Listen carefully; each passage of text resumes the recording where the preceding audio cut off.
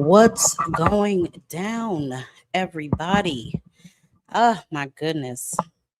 Happy Saturday. Happy fight night. Happy everything, child. Oh, my goodness. It is hot as hell.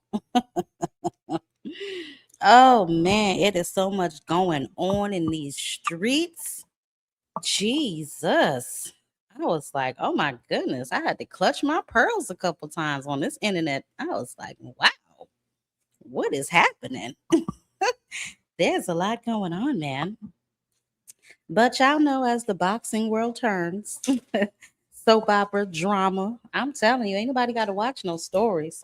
They just got to open up their X and see what's going on. Open up their X, honey, their Instagram. Lordy, lordy, lordy. It is something else out here in these streets, man. Something else in these boxing streets. So much drama. Hey, yes, so much drama, y'all. Mm-mm-mm. And you know, we're going to get into all of it. Well, at least as much of it as I can find, because Lord, everywhere I look, it was some pure foolishness going on. But y'all know the big fight is coming up, but there's some fights tonight too. So we're going to get into that. I didn't even get a chance to do all the news. That's how busy I was. I'm telling y'all. We're going to get into some shit though. Mainly, poor Mayweather. Poor thing. I don't know what to say about the young man. I mean, we're going to talk about him, but I just don't know what to say. I mean, oh my goodness. Lord have mercy. Frank Warren and his feelings. Poor little TURKI ALALSHIKH. Mm-mm-mm. What is going on? Mm-mm-mm-mm. Oh well. As the boxing ring turns, like I said. And my oh my, is it turning? Boy, oh boy. I'm trying to tell y'all, it is a lot happening. But y'all come on in here, honey. Let me see, because I know I didn't get the thing. Hold on, about our little man. We're gonna talk about him today too, but we ain't gonna talk bad about him. At least not a lot of bad about him, because you know, karma. I believe in karma and stuff. So we ain't gonna talk too bad about him. But we're gonna talk about him for sure. And by him I mean TURKI ALALSHIKH. We definitely gonna talk about him, but we ain't gonna talk too bad about him, because you know. Yeah, for obvious reasons. For those that aren't obvious, I will make them plain very soon. I just want to give some people some time to get up in here, because some of y'all come up in here and ask mother what she done covered, honey, and then I got to go back over everything. Just ridiculous. Some of y'all are ridiculous, boy, I tell y'all. Nah, but I hope everybody, I hope those of y'all with school age kids like me, I hope y'all kids is out of school. Mine's got out of school last week, thank the Lord. Okay. I was tired of running up and down to that damn school getting her. But now it's even worse, because now I asked home for the summer and I got to run behind everywhere she go. Let me tell you something. These kids, boy, they don't care nothing about you tired. They don't care you got to work, honey. They just want to run the doggone streets. To be a child again. What a feeling. What a feeling. They be acting like their little lives is over when you tell them to clean their room. Like, girl, is you crazy? that is the least of your worries. That's the least of my damn worries. If that's your biggest problem in life, you winning, sis. I gotta tell you right now, you winning. Lord have mercy, you winning. Uh, mm, mm, mm. But like I said, they don't really know. You know what I'm saying? They don't really know what's happening. But let's go ahead. And of course, my doggone thing is full, so I can't put it in my backboard. But we're going to take a look at it as we go over the news. But like I said, it's some news, but it's more mess. So, you know, we don't really have that much news to get into. I do want to go over Floyd and I do want to go over Turkey, but that's kind of like some of our topics. Um, but I'm sure most of y'all have heard, if not, because I definitely posted on the community board, that Floyd Mayweather, he being sued again, y'all. I mean, look.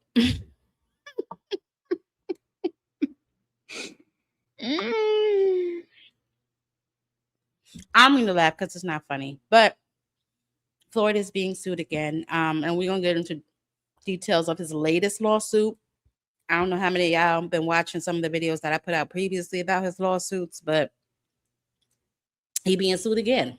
So we'll get into Money May, or I don't have no Money May. I don't know what you want to call him, man, but we're gonna definitely get up into him in just a bit in further detail.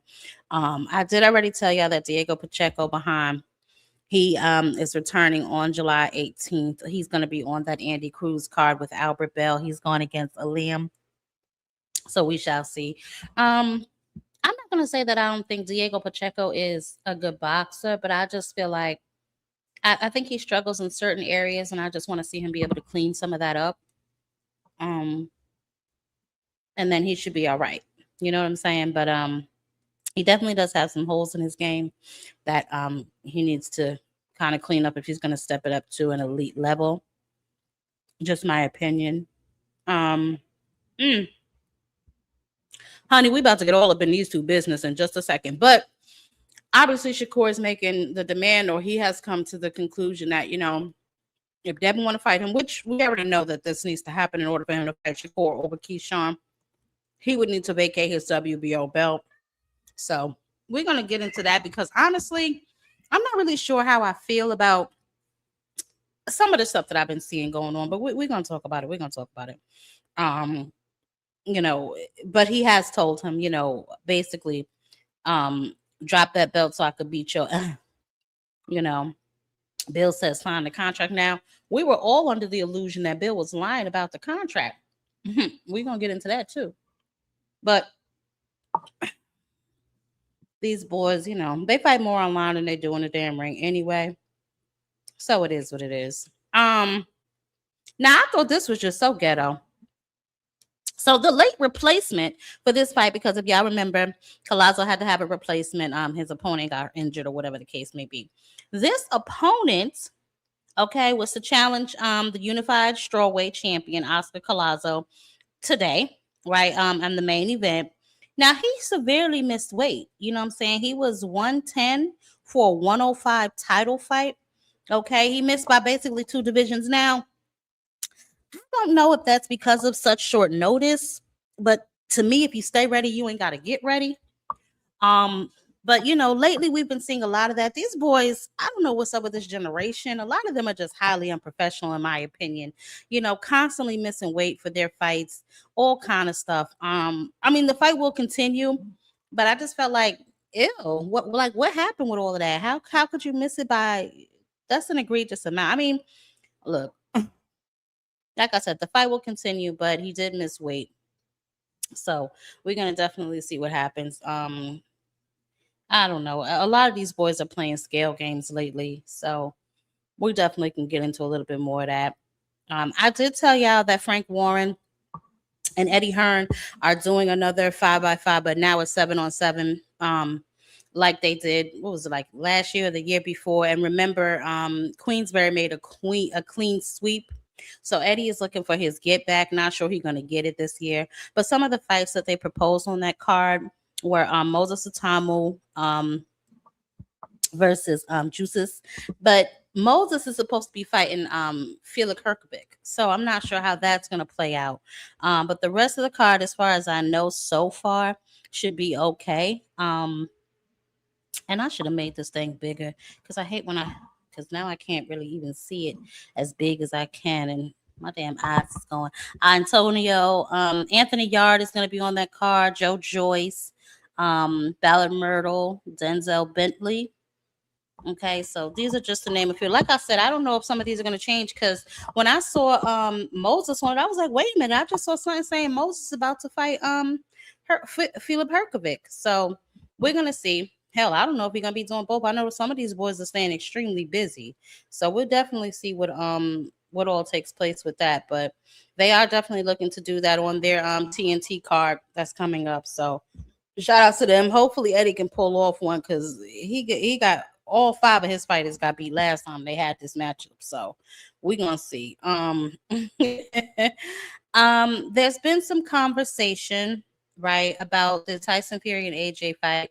You know, who will be putting on the card, where will everything take place, and then, you know, basically Eddie is definitely making it clear that that fight will happen in America, and obviously they're looking to have it, you know, on DAZN or, you know, what the platform Queensberry uses. They're not interested in doing business with Dana White. Well, I'm not going to say that. They are interested in doing business with Dana White, but Dana White is going to have to follow the rules, I guess, and adhere to whatever stipulations they put out. More or less Turkey than Dana, but you know, those two are kind of like intertwined now. So we'll definitely see moving forward what happens with that. And I'm actually go into a little bit more detail a little bit later, but I know that that has been like a hot button for a lot of them lately. You know, the Tyson Fury situation, because, you know, people are trying to say that Tyson Fury may be signed to Zuffa. I can't find anything anywhere to actually to verify that. I'm not going to say he hasn't, because, you know, we've been hearing rumblings about a couple of these guys signing over there to Zuffa, and you know, Eddie, not Eddie, but Dana White hasn't really been able to confirm or deny. Well, he hasn't confirmed or denied it, so I don't want to say he can't, but he has not so far. So I don't really know if that's something that's happening or not. You know, so we will definitely see. But I do know there's some upcoming fights, some ladies cards. But hold on, let me see what else about this. Oh, okay, so Anthony Joshua has invited Tyson Fury to his fight with Pregna. Supposedly this contract has been signed, y'all. So we shall see. You know, obviously, like I just said, Tyson Fury. He is, you know, his visa is good now. He is supposed to have himself an additional tune-up after the one that he just had, because AJ is taking a tune-up. But we know why AJ is taking a tune-up, right? Like, so he was just in a bad car accident. We kind of want to just see how he bounced back after that particular accident. Um, and you know, they want to see how he does. Now, yes, he did fight Jake Paul, but y'all know Jake Paul. Come on, y'all, stop that. Jake Paul is Jake Paul. That wasn't really, you know what I'm saying? And then that was prior to his accident. So they definitely want to just see, I guess, how he moves and, you know, interacts after his accident, how he can take a punch, so on and so forth after his accident, which is the reason why he's getting another, I don't want to say another, but a tune up. And then we know that Tyson Fury just fought, but he's also being granted another tune up because AJ had one, so he too wants a damn tune up. Don't ask me why. And I don't even know if he really needs it, but I do know that that is something that he'll be participating in as well. Um, a tune-up before their matchup this fall, if I'm not mistaken. They're due to match up this fall, so we'll see. Now, this fight, when it happened, right, at the Giza, or whatever the hell you want to call it, the fight was competitive, right? More competitive than any of us thought that it would be, right? I think that's why a lot of people were kind of like, oh my God, you know, this fight seemed to be more competitive than we thought, right? And apparently, you know, Rico thinks that that just grants him all kind of access, child. He is still running around here crying for a damn rematch, saying that the fans deserve it. He deserves it. He feels he was robbed by the referee. He was coherent at the time that the fight was stopped. Now, I will not dispute that. We don't know what it would have happened if Usyk would have knocked him out. But I feel like he should have been at least able to finish out that round to see how he would have come back, because to me, he did, you know, he got a few rounds in there. You know what I'm saying? I don't know if he would have won. I don't know if Usyk would have won, but ultimately in that ring, the referee is the one who makes the final call. He made the call. Now, Usyk have other people on his damn agenda. If he don't get in there with Adjit, he gonna be getting in there with Mother. Okay, so Usyk has other things to worry about, other things to do than to worry about a rematch with this kickboxer. If after he fights Adjit Cabiel, he wants to go back and rematch Rico, then hey, go back and rematch him. But I just feel like he needs to take care of real boxing business first, right? Adjit's been waiting quite some time, and he deserves his shot. So after you satisfy that particular fight, then you can go ahead. If you want to go back and play with this kickboxer, then do your thing. You know, I just feel like, and not to mention, Frank Warren is not having that. He has mentioned that he will file a petition, he will sue them if he has to, in order to get that fight. So it looks like Usyk will be back in the ring with Adja Capiel instead of Rico, which I'm not mad at. Like I said, if that's something that you want to do later down the line, then you can go ahead and do it. But as of right now, we ain't got no time for that. We just ain't got no time for that.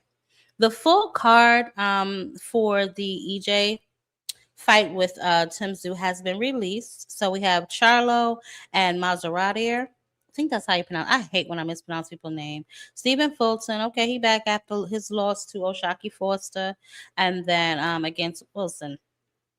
This card is not bad. I'm looking forward to seeing how Charlo looks, how EJ looks. Since they've had such long layoffs, I do want to see if they can get back into the grooves of things. I've been seeing training videos, clips of them all over the place. So we'll just have to see if they still got it when they get in that ring. I'm looking to see how Stephen Fulton comes back too, because if I'm being honest, that last fight against Oshaki Foster, I really just don't know if he even took that fight seriously. He came in there with what appeared to be a beer belly. He missed weight.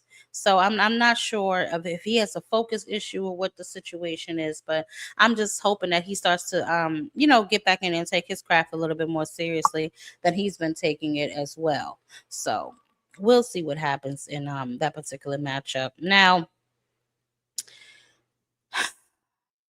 look, like I said, it's not funny. I'm not gonna laugh. Oh, well, I told y'all anyway that the WBA wants Devin to either fight Keyshawn or hand over his belt. And like I said, we're gonna get all up in that in just a second. But that is it. Your boy Jack Catterall. He wants the winner of Lewis Crocker versus Liam Paro, child. He wants Conor Ben. He wants Devin Haney. He wants Ryan Garcia, Rolly Romero. He said he will fight any of them whenever. So we will definitely see. And as we know, Jack Catterall was Devin Haney's mandatory, but he ended up fighting Giasov, on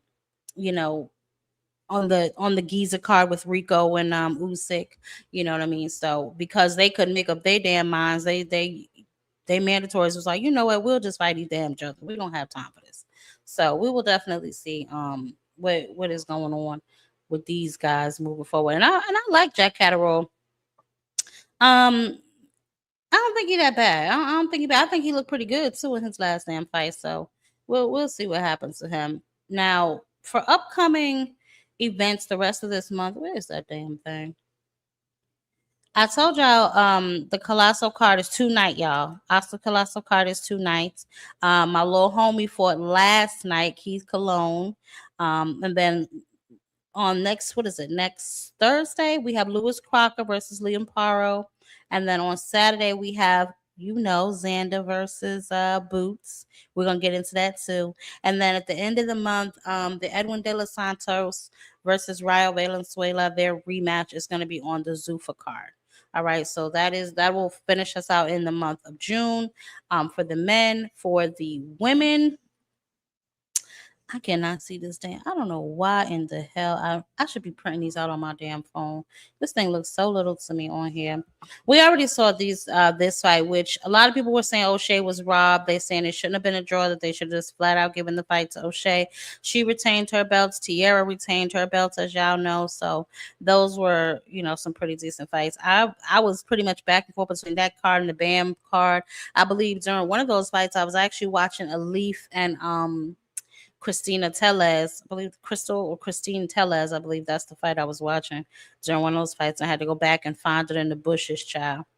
But the upcoming women events we have on August 8th, Sharetta Metcalf, y'all know we had her on the platform earlier this week. She's going to be going against Amanda Gala. That is going to be on the I wonder, oh my gosh, what's called a girl chicken? Shanique Johnson card. That's also going to be on this particular card. I don't even have the I told y'all I'm all over the doggone place. I don't even have my card printout things. I'll print it and post it though. I usually have my card printout. So y'all, please. I'm telling you, I was all over the internet being so damn nosy. I forgot to even do the damn thing. I forgot to even do my upcoming fights and the majority of my damn news, but we can get into all of that. There's been so much going on, so many new developments. But before we get into all of the new developments. Let me see who all up in here. I don't know why my damn eyes is burning. All things, hey baby, hey Kim, what's up? What's up? What's up? Steve Mega, what's good with it? Aircrafts, hey baby, how you doing? Speak for yourself, Aircraft. Okay. Speak for yourself. He ain't got mother looking a damn. No, the hell we ain't down bad. We still got Keith. We still got Hammer Hands. We still got a couple niggas holding it down from Jersey. So don't do us. Don't do us. Hey, Miss Joette girl, security in the building. I feel safer already. I'm gonna have security put you out of here, Aircraft. Hey, Mike Rim, what's going on? What's going on, Steves and Since 85? Hey, baby, how you doing? Jamie from New York. Hey, baby, how you been, Jamie? Zulu, what's good with you? Yeah, let me tell y'all something. We're not gonna do that. Don't want to look at Wilder. I don't even know what's up with Wilder lately. Actually, I know if he fights Tyson Fury. I'm not even gonna lie to y'all. I don't even know if Tyson Fury wants to fight AJ for real. This has been like, I did a video on this a while back. I don't know what's up with Tyson Fury. It just doesn't really appear that he wants to fight AJ. I think he just kind of wants it to look like he wants to fight AJ, but I don't really know if he actually wants to fight him. Because there's been a couple of times that they were supposed to fight that things just never manifest. So I can't really even say. Even with this last time, the video that I did, the article I read, something about a Dewey Lipta. She must be a performer, and he wanted her to perform, and she said no, and so he didn't know if he wanted to do it. It's like he kind of all over the place. It's almost like a prima donna attitude. I can't stand when these boxers have those either. Like I just can't stand when they start doing stuff like that. Be real prima donna with it. But we're gonna see. You know what I'm saying? D1 in the building. Hey, hey, hey. It's okay, Miss Joette, baby. It's all right. I'm ignoring aircraft carrier because I see he's trying to bait me into some type of foolishness. So I will just be ignoring him for the duration because I just don't know. I will be ignoring him because he's trying to press me. Hey Desmond, how you doing, baby? Jacqueline, my boy, what's up with y'all? Y'all make sure y'all smash the like button as y'all come through the building. Y'all make sure y'all supporting the channel. That helps the channel grow. That helps us be able to do these amazing videos y'all love so much. So y'all definitely make sure y'all are showing some support and love to the channel. Now listen, enough with the small talk. We got to get into this shit because there's enough of it to get into. Okay, so we got to get up into it, honey, because man, oh man, oh man, it's a lot. We're gonna start at the top. You know what I'm saying? We're gonna start with, okay, yeah, let's start here, and then we're just gonna trickle all the way down, okay? Because he's at the head of their foundation and not ours, because we know what really going on. But we're gonna start with this, right? So TURKI ALALSHIKH, obviously he has, I don't want to say, I don't know what kind of medical condition he has, right? It's kind of vague. I know he has some sort of maybe something to do something to do neurology, something to do with his brain or his head. Okay, I don't know why I can never say neurological. It's like neurology. Okay, anyway, he has something going on in his brain, right, which is causing him to have memory loss. Now I don't know if he's in the advanced stages or whatever the case may be, but this was a statement that he put out to the ring, and then we're going to unpack it and what this can mean for some of the guys who have their hand in his pocket, right? So this is a statement that he put out. He said, I'll do my best to do a meeting soon between my brothers, Dana White, Nick Khan, Frank Warren, Eddie Hearn, and my partners and friends to zone to make peace and revolution for boxing. I hope I succeed and boxing fans see the white smoke rise from the chimney. I want to do it before losing my memory. I'm afraid in 2028 or 2029, I will forget my name. Now, like I said, I don't know if he has some sort of advanced dementia or, what kind of medical disease, like I said, that he is suffering from. And apparently it's aggressive, right? 2028, 2029 is not that far away. So it appears to be aggressive, whatever it is. And who knows how long he's had it, when he was diagnosed. So first and foremost, obviously I don't think he is the best thing for the sport, but nobody wishes any type of illness on anyone, any type of medical, problems, anything wrong with your faculties, anything wrong with your memory and stuff like that, because that could be painful, and you can live in agony however long he has left, and that's just not, what I'm saying. I don't promote stuff like that, right? So if he can get better, I hope he can get better, but it sounds like it's rather serious, so I'm really not sure. um his health basically in his timeline. It looks like it's going to have to restructure every conversation about the next, few years of elite boxing, right? And then we can get into how this all affects Zuffa and then possibly Tyson Fury and that whole event at the White House, all of that foolishness, right? But I did want to just say that I do feel like, damn, you know what I'm saying? I don't want anything I don't even know what to say. You know what I'm saying? I hopefully this is not like, I don't think he would do this as no type of ploy, you know what I'm saying, for sympathy. I don't really think he's that like desperate. I really don't. I know he tends to fabricate a lot of news that he puts out in these streets. So, for headlines and stuff like that. So I just don't know. But I do just, shout out to him. You know what I'm saying? And hopefully if he can get better, like I said, he can get better. I think he has like, I think, what did I read? I think it was like cancer or something like that. And I think he's had it for a few years now. So I guess he feels like this is the time for him to kind of make peace with everybody. And we're going to get into that making peace with everybody thing in just a second. But I think just right now, obviously those of y'all who know, TURKI ALALSHIKH is the financial backing for a lot of these fights. A lot of these boys' bailout plans, let's call it what it is. You know what I'm saying? And so, they pretty much depend on him for really big purses or really big, paydays that other promoters wouldn't otherwise give them, right? So he spent, what was it, 2018 and 2019 in New York, I guess receiving treatment. Yeah, here it is. Okay, receiving treatment for his condition, right? While boxing went on around the world, right? Like I said, he did the interview with Ring Magazine. He said that, it's something that he hasn't been able to stop thinking about. I guess his health. I think here it is. He has a brain tumor. Oh my goodness. Near his pituitary gland. Jesus. Well, damn. Well, okay.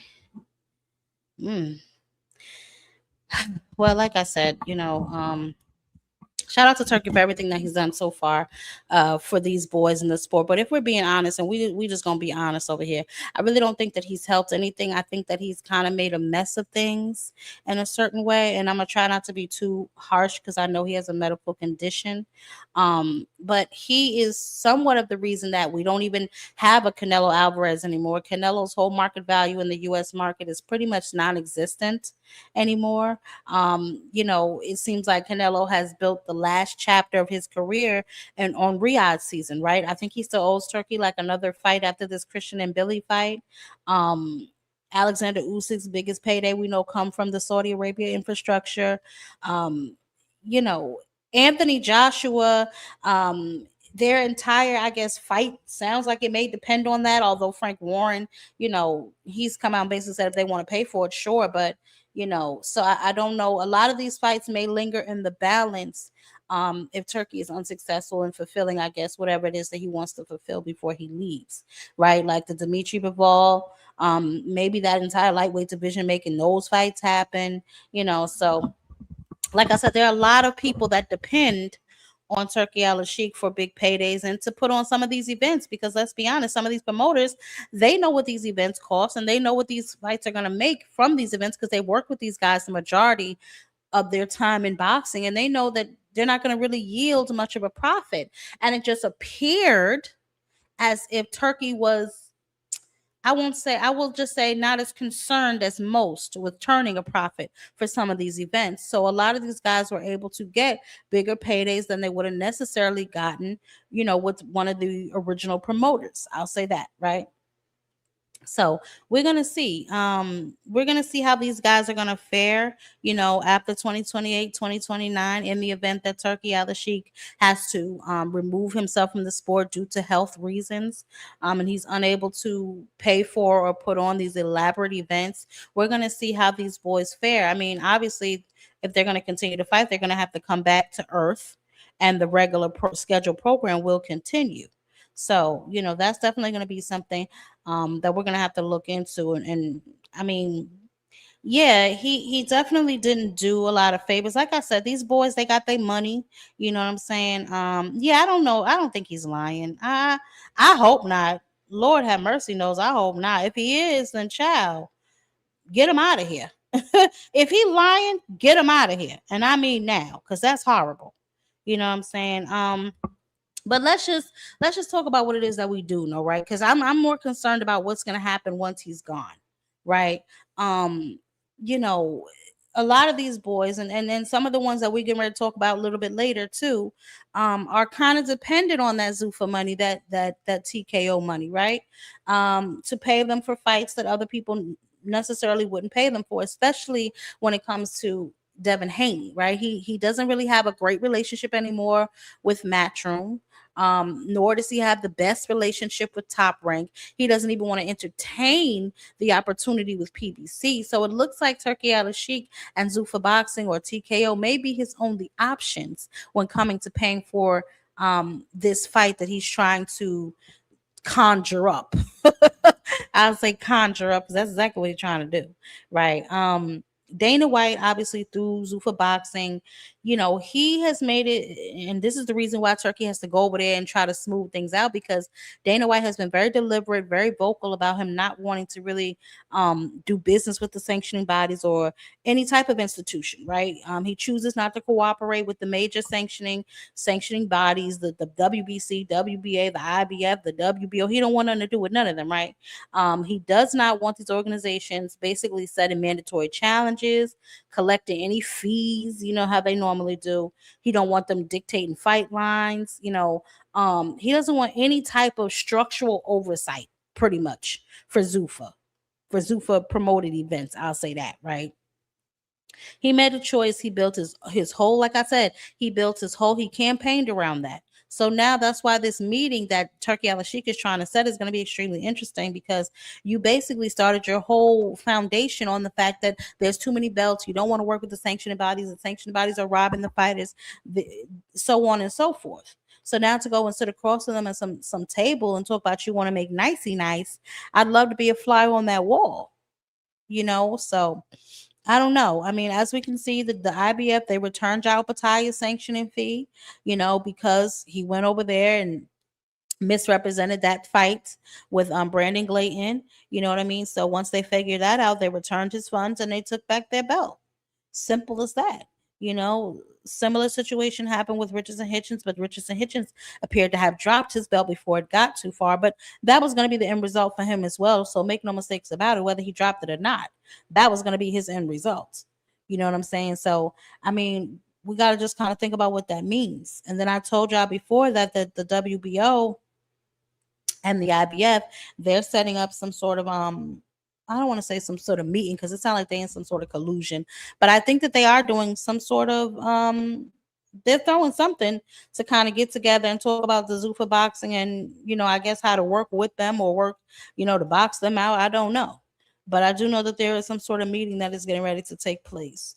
But this ties into more than just a couple of fights. Like I said, we just saw the WBO president Gustavo O'Leary, confirm something even more direct when he was on Cigar Talk talking to Najee, and shout out to Najee. And we're going to get into that too in just a second. But as he basically said that Zuffa is not a promoter. They cannot bid on any fights, that has to do with the WBO, because they are not a licensed WBO promoter. And I would assume that goes the same for the rest of the sanctioning body. So they wouldn't even be able to bid on fights that go to purse bid. They won't they won't be able to pretty much do a lot of things that they want to do without having some sort of backing from the sanctioning bodies or being able to play ball in some aspects, right? So things are getting a little bit dicey. They are going to need to be a licensed promoter in the event they want to bid on any of these fights or do anything where it concerns a belt involved, right? So who knows? I know Tyson Fury, he had like made a comment that Turkey was his promoter or the promotional company or something like that, but that ain't true. And Frank Warren, oh, do I have that clip? Let me see. Because I know Frank Warren said, I got my hand in your pocket, nigga. We ain't doing that. So I doubt that that part is true any damn way. But Turkey has caused a lot of chaos since he's been over here, if I'm being honest. So I'm not sure now that he's trying to clean it up. I'm assuming he's looking at the mess he made and he determined that, it didn't get as far as he thought it would. He thought he could just kind of throw his money around and everybody would kind of just fall in line. But there are still rules and regulations, and sometimes you're not bigger than the program, especially when you're trying to kick the program down. You know what I'm saying? So we will definitely we're gonna see how, like I said, they fare without him once they are gone. I think that it's going to be interesting. A lot of these guys won't be able to just call Turkey, Turkey, Turkey, and make whatever fight that they want, or ask whatever amount of money they want to be paid to them. They may have to go back to the regular program. Now, it's going to be more interesting for me for Devin, and almost Shakur too, because it's like, Devin is basically a man with no land, right? And a lot of people think it's good to be independent, which in some ways, in certain areas, it is, right? But if you are not signed to a big promotional company, sometimes they don't have to work with you. They don't have to feed their fighters to you because they're getting nothing out of it. You know what I'm saying? Especially if you are one of those fighters who want to be paid like a promoter, but don't want the responsibilities of a promoter. You know what I'm saying? So that gets a little dicey in that retrospect. I honestly don't know where the hell Shakur Stevenson is or where he's going. You know what I'm saying? If he's signed to Zuffa, but we're gonna roast them in a little bit. I just kind of wanted to talk about Turkey a minute because I don't know what's going on with him, but if he's not going to be in the sport long, it's time for these boys to really decide what they're going to do once he's no longer able to provide them the lump sum of money that they've been getting. What are they going to do? Are they going to retire? Because we know a lot of them are spoiled brats. You know what I'm saying? So are they going to retire, or are they going to stay and accept the purses that they are getting? I think they know that some of the purses that they're getting right now are more than what they've usually been getting paid. You know what I'm saying? And I'm pretty sure they probably just getting it while they can, because they know once that turkey bag is gone, they're gonna have to go back to the regular scheduled program, and we're gonna see how that fares for these boys. Because listen, if we keeping it a stack, a lot of these boys' market value just isn't what they think it is. You know what I'm saying? I don't know, but I just thought that was very interesting. But the same week, Turkey's health went public. The same 7-day window, child. And like I said, the Fury already said that Turkey AlAlShikh is his promoter for life. With child, please. I don't know why he decided to do that, but the same week we have all this other chaos going on, and like I said, concerning Bill Haney and Devin Haney and Shakur Stevenson and Keyshawn Davis, the trios. Okay, we got the trio going on. Bill has been on any podcast, like I said, that will have him, and it's been something, So we're gonna get into them, because like I said, these boys are messy, messy, messy. So here is feeling real cool. How you doing, baby? Um, I don't know who he think he is. I don't know who the boy think he is, but child, please. Child, please. We can ready stir fry that ass though. All right, so look. Earlier this week, I don't know if y'all saw it, but Bill Haney was on Tru Media podcast. This is obviously before I want to say it's before the WBO interview with Cigar Talk, possibly, but this is where he was earlier this week. He was on Tru Media podcast. He said a few things that I found interesting, and then I'm gonna tell you why I found them interesting once I play the clip. Roll the clip. Let me stop. Listen, we got 8 warrants out, and listen, if Keyshawn is the first one that he's standing up and he's raising his hand just like Brian Norman did, then it's him. But I don't want y'all to come back and say that I didn't pick the best. Keyshawn Davis is one of the best. He's an Olympian. You know, a lot of people look at him. He's gonna come to fights. Me personally, I like the Keyshawn Davis fight for Devin Haney more so than Shakur Stevenson. I like it better than Shakur. I'm gonna tell you why. Stylistically, I think doggone Keyshawn gonna be the one to bring out those other tools that you talked about that we still ain't goddamn seen yet. No, I take that back. No. We did see some tools against Brian Norman. I just seen you ride that bike all around Miami today, and now you done came upstairs and started backpedaling. Listen, I just mentioned Shakur, and they it just started rolling on and on and on. I mean, is there any fight that's better than Devin and Shakur, being that the other guy, I mean, he didn't comply, but we're not going to bring him up because I think he got a fight with the other guy across the water, right? Is this not the best fight to be made right now? If it be made, it's a great fight, right? You know, because both of them, you know, Devin and Shakur Stevenson have history together. But it's obvious that Shakur don't want to fight Devin Haney. It's obvious he don't want that. You know, we see how he moving. We saw what Jay Prince, shout out to Jay Prince, you know what I mean? Rap a lot, Molotov, shout out to them brothers over there in Houston. But it's obvious he don't want no smoke with that. And he's sending his little brother, Keyshawn Davis, to take care of his lightweight or heavyweight or however he look at it, right? So since Shakur obviously don't want to fight you, you know, he's saying that the rumors of what Mike Coppinger said, you know, Sean Zytel, and even yourself are saying are not true. He haven't been in negotiation with Zuffa for anything to fight no Devin Haney. This is what he's saying. But since that's the case, he's letting it be known he don't want to fight you. Keyshawn want to fight you. The people want to see Keyshawn. What's up? I already told you, Coach. Keyshawn's been on the list. Is he next? Well, Coach, do I ever announce the next opponent, or do I always announce that it's going to be something big? And it's going to be the biggest thing available. Is that not true, Coach? I'm not standing on business. Okay, so you just hear Bill where he said that they did send out a contract, right? That there was a contract out there. Now we're gonna bounce around because I want to play. Okay, let me play this part first. We say that much so much. Listen, I never thought that when we came with a hellified deal and said we'll take the little brother this year, take the big brother next year, and everybody started stuttering, Coach. I think this might be just a good time for me to just sign off. This is the fight that Zuffa Boxing won. Now, if I told you that it was, you ain't gonna believe me. That's why I need to go, because you know who said it. Sean Zytel said it. You believe and Mike Coppinger said it. But you didn't believe me. You believed them, though. Okay, so y'all heard him say they wanted the little brother in 2026 and then Shakur Stevenson in 2027. You heard that little timeline and then that little sequence, right?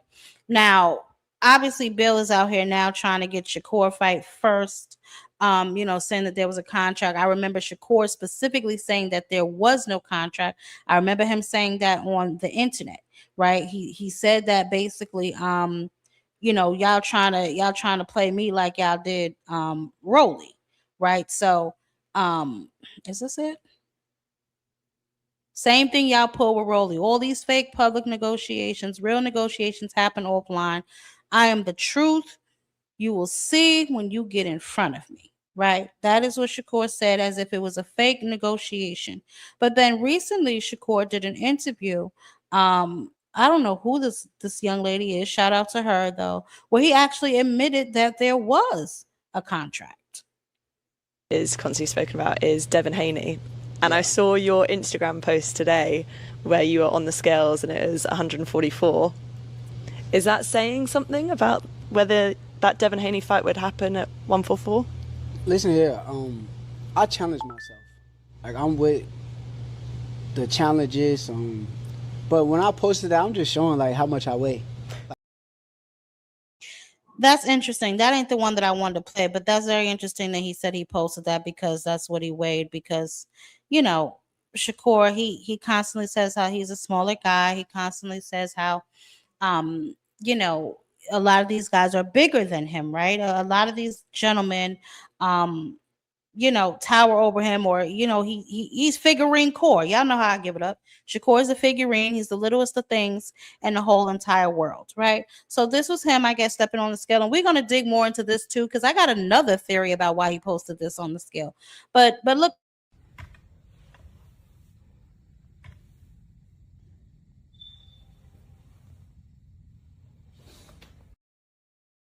wait, and then he posted the scale of 144.4.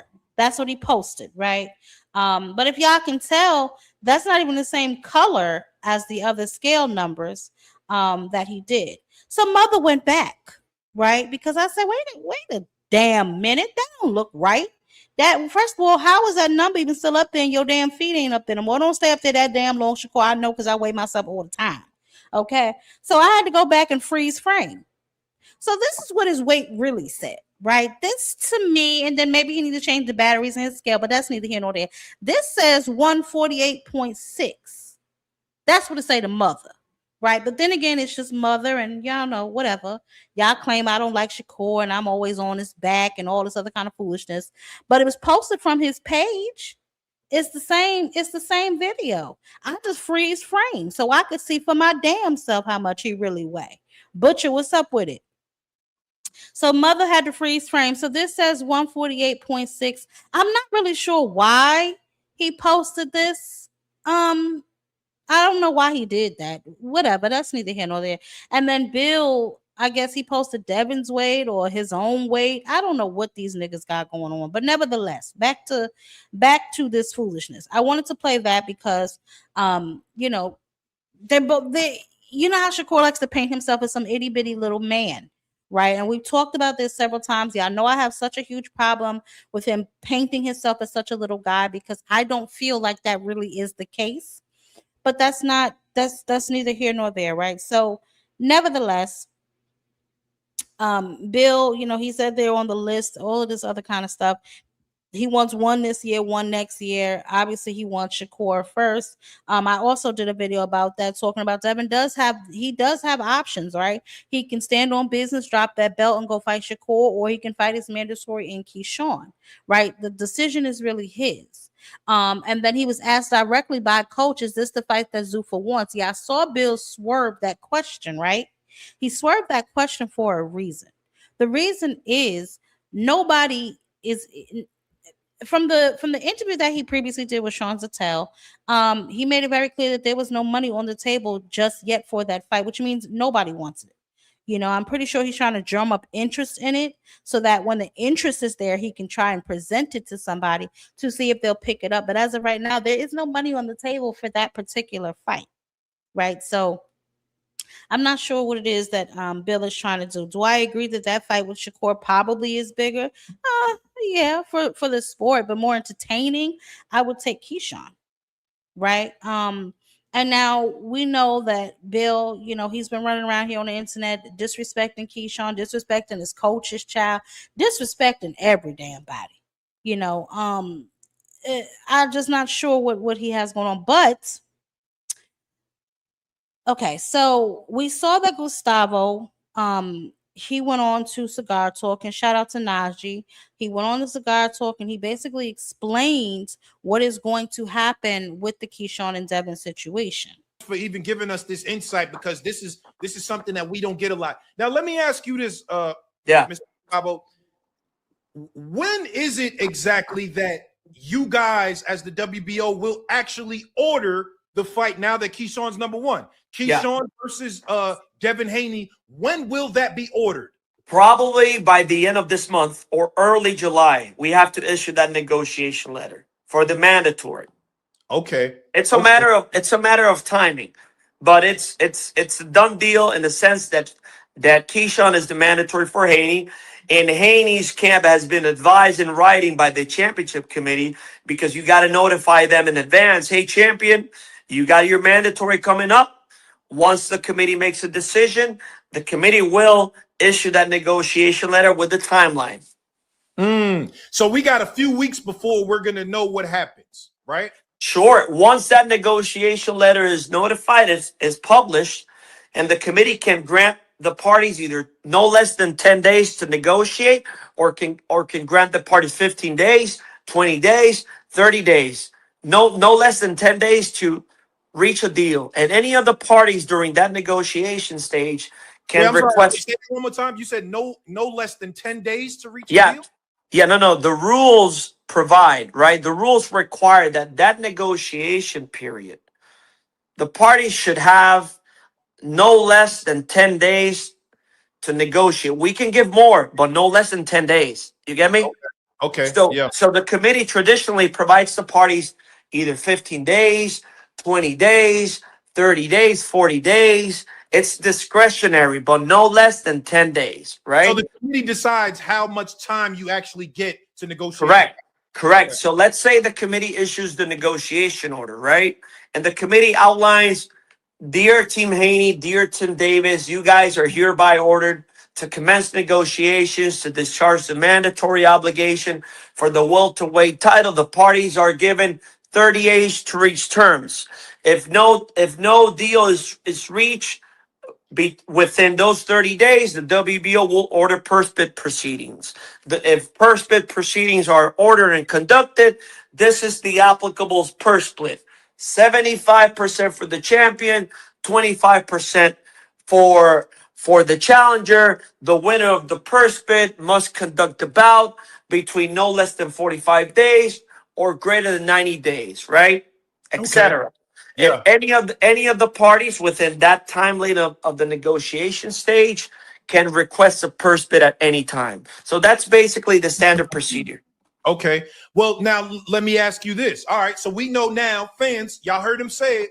We have a couple of weeks. It might be 2-3 weeks, just about, before we actually get the mandate. Now, but it's coming.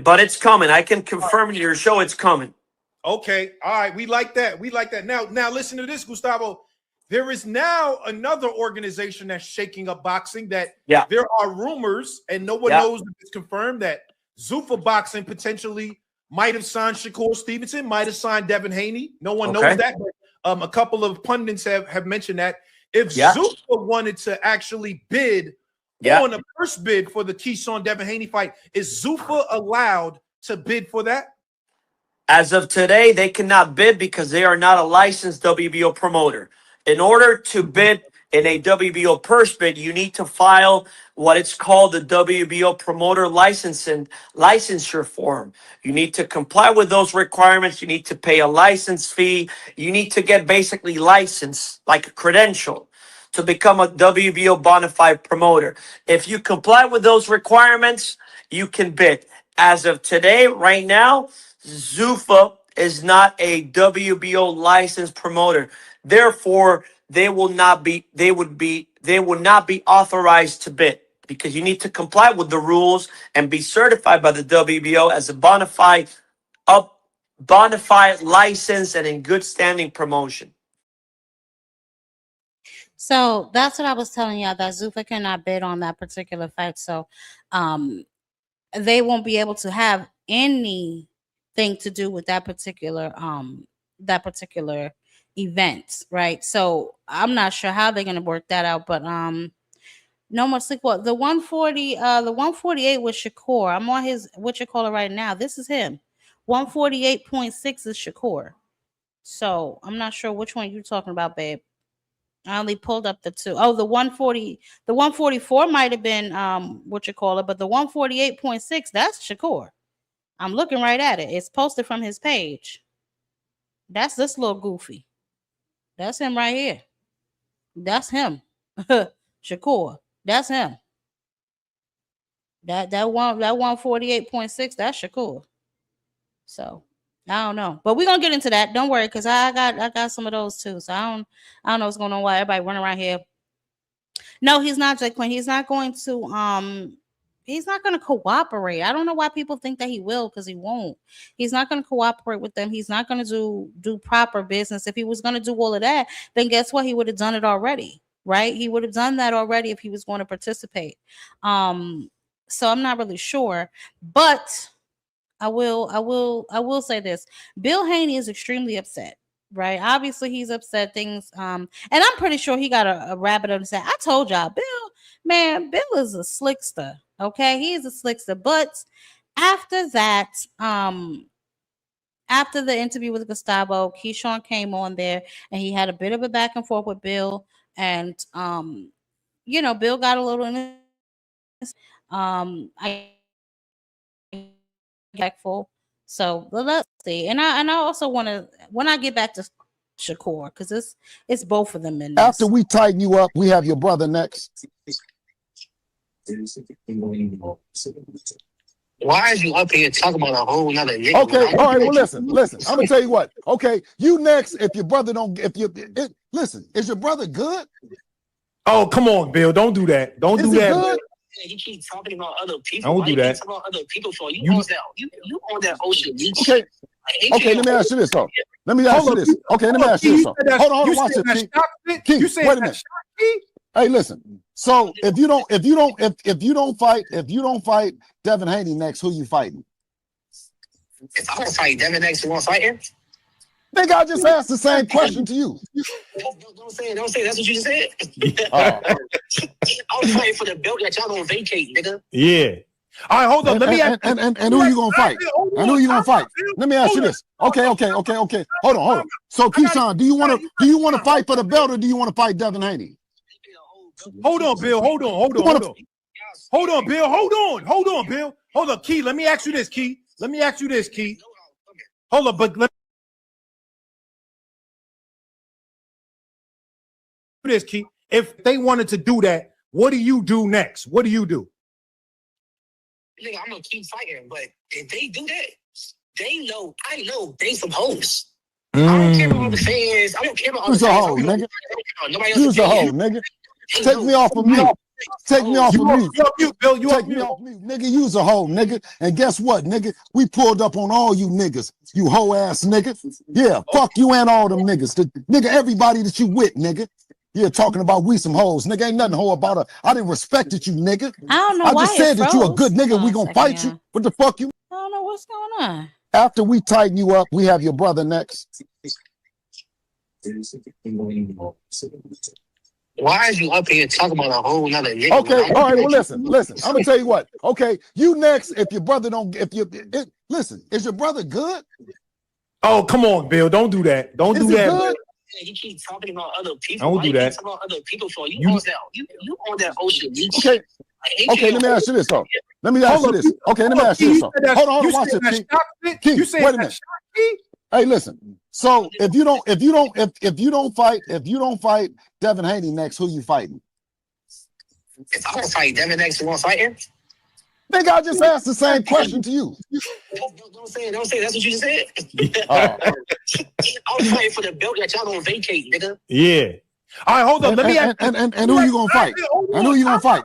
Let me ask you this. Okay. Hold on. So Keyshawn, do you want to fight for the belt, or do you want to fight Devin Haney? Hold on, Bill. Hold on, Bill. Hold on, Key. Let me ask you this, Key. Hold on, but this, Key. If they wanted to do that, what do you do next? What do you do?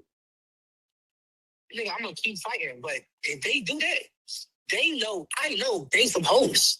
I don't care about the fans. I don't care about Who's a hoe, nigga? Who's a hoe, nigga? Take me off of mute.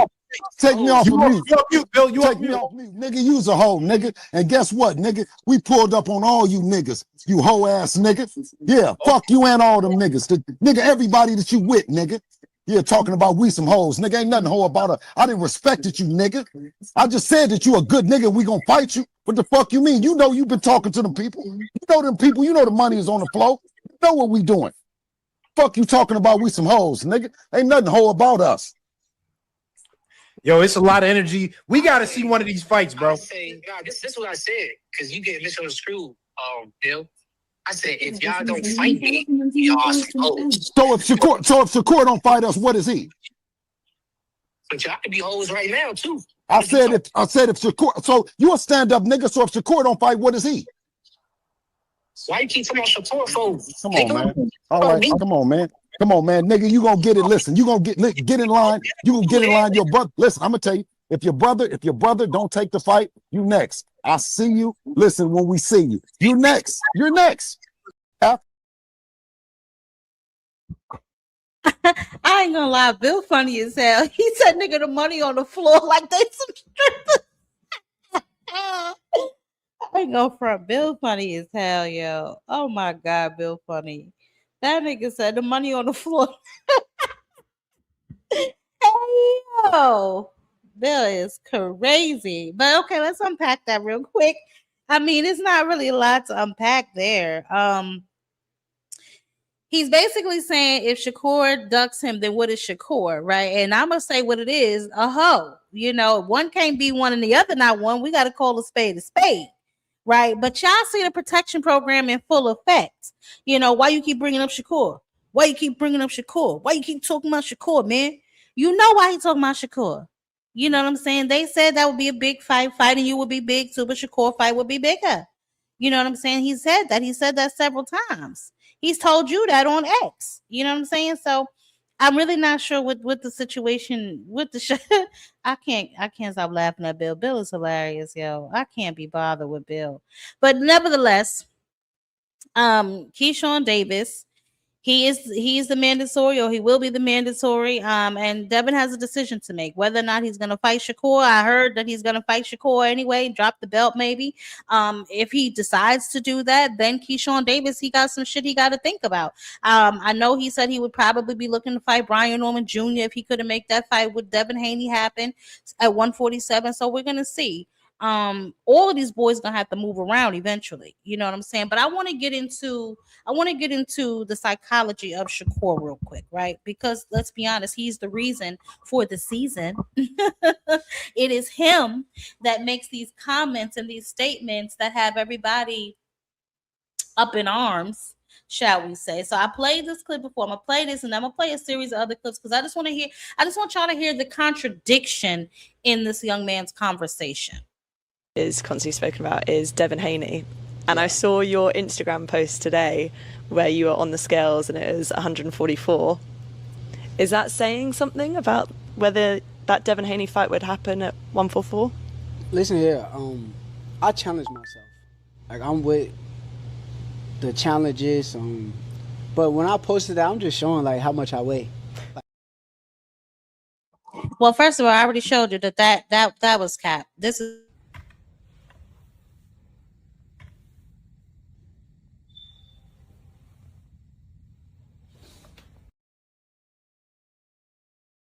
but I did a screenshot, boo.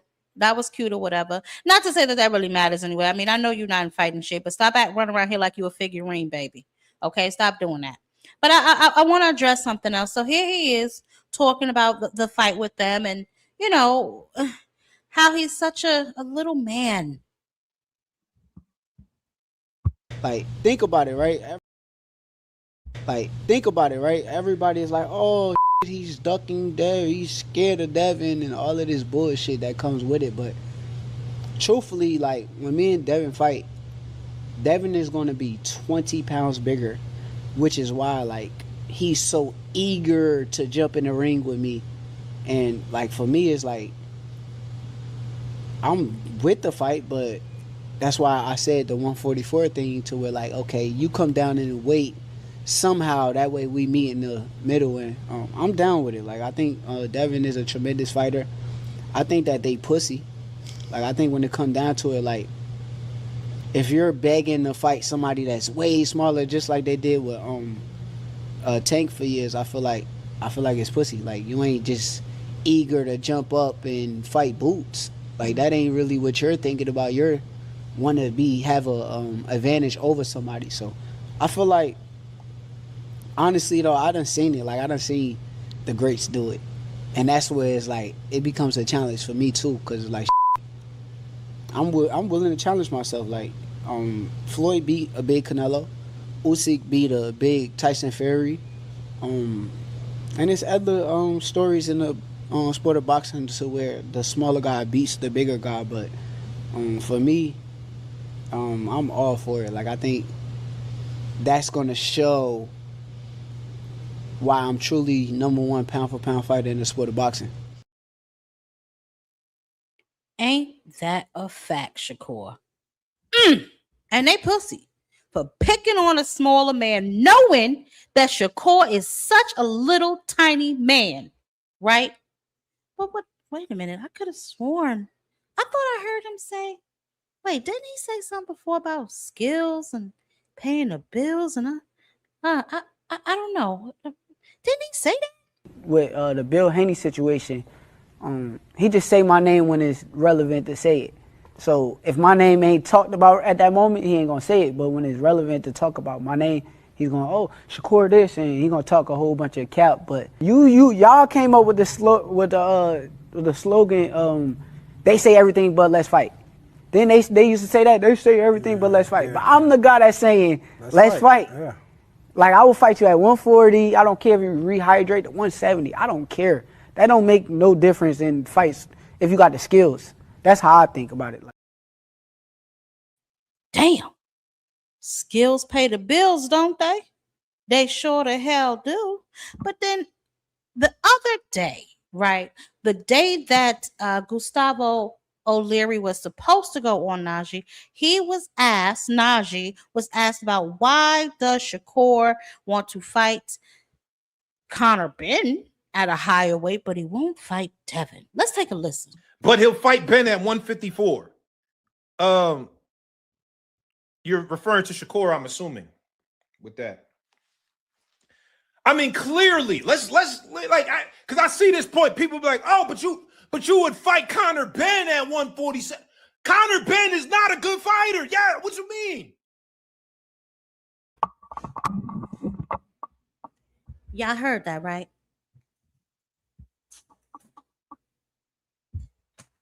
Because Conor Ben is not a good fighter.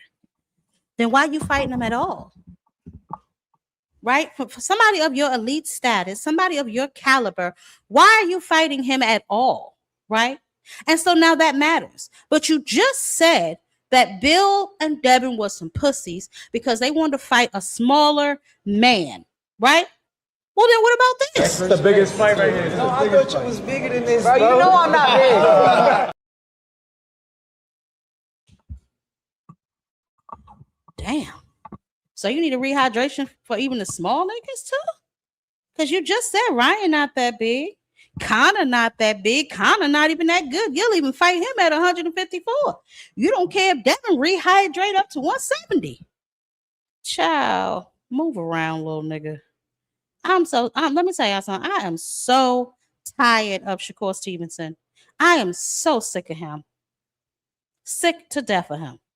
Running around here, making himself, first of all, y'all know I can't stand when he run around here making himself look like a damn figurine, you know, and then on top of that, you're doing the same thing that you're accusing Devin Haney of doing. Let's listen to this nonsense one more time. Think about it, right? Everybody is like, oh, he's ducking Devin, he's scared of Devin and all of this bullshit that comes with it. But truthfully, like, when me and Devin fight, Devin is going to be 20 pounds bigger, which is why, like, he's so eager to jump in the ring with me. And like for me, it's like I'm with the fight, but that's why I said the 144 thing to where like, okay, you come down in the weight somehow, that way we meet in the middle. And I'm down with it. Like I think Devin is a tremendous fighter. I think that they pussy. Like I think when it come down to it, like if you're begging to fight somebody that's way smaller, just like they did with Tank for years, I feel like it's pussy. Like you ain't just eager to jump up and fight Boots. Like that ain't really what you're thinking about. You're want to have a advantage over somebody. So I feel like, honestly though, I done seen it. Like I done seen the greats do it, and that's where it's like it becomes a challenge for me too. Cause like I'm willing to challenge myself. Like, Floyd beat a big Canelo, Usyk beat a big Tyson Fury, and there's other stories in the sport of boxing to where the smaller guy beats the bigger guy. But for me, I'm all for it. Like, I think that's gonna show why I'm truly #1 pound for pound fighter in the sport of boxing. It's the biggest fight right here. No, I thought you was bigger than this, bro. You know I'm not big. But he'll fight Ben at 154.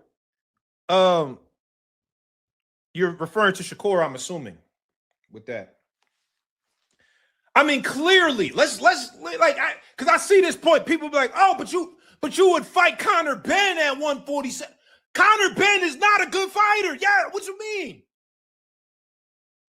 So why fight him at all? See, this is the shit I be talking about. I don't know how we got to be pound for pound. Somebody can let me know later in the show. I don't know, honey. But it's comments like that that really make me be like, what are we doing here? See, all of these stipulations, all of these different, and don't get me wrong, you know what I'm saying? I know that Devin Haney is going to be a good 190 on fight night. Trust and believe me, mother knows that, right? But let's not act like you haven't made the statements in the past that you've made. Skills pay the bills. You don't care what way he come in the ring at. You'll fight Conor Ben at 154, 147. You need a rehydration clause for Ryan, even though you right in his face telling him he not that big. So let's not act like you are willing to challenge yourself 100% either, Shakur, because it appears as if you're looking for some sort of advantage as well. Both of y'all playing the same game. It's all going to come down to who's playing it better. That's it. You know what I'm saying? Do you, Miss Joette? See, I don't know. I honestly don't know. I don't know. I think that Keyshawn is a good boxer, but I don't know if he has what it takes to beat Devin Haney. You know, and that's because of the style of fight that Devin fights, right? Devin has a very touch me, tease me, hold me, please me style of fighting, right? The grab and hold to break up your rhythm, all that kind of, and I know that's a tactic. Like, don't get me wrong, I know that that's a tactic. I know a lot of boxers use it, but I'm saying he uses it as part of his game. You know what I'm saying? He doesn't use it only when he has to. Like, that's a part of his training mechanism. You know what I'm saying? Like, so it's just interesting to me.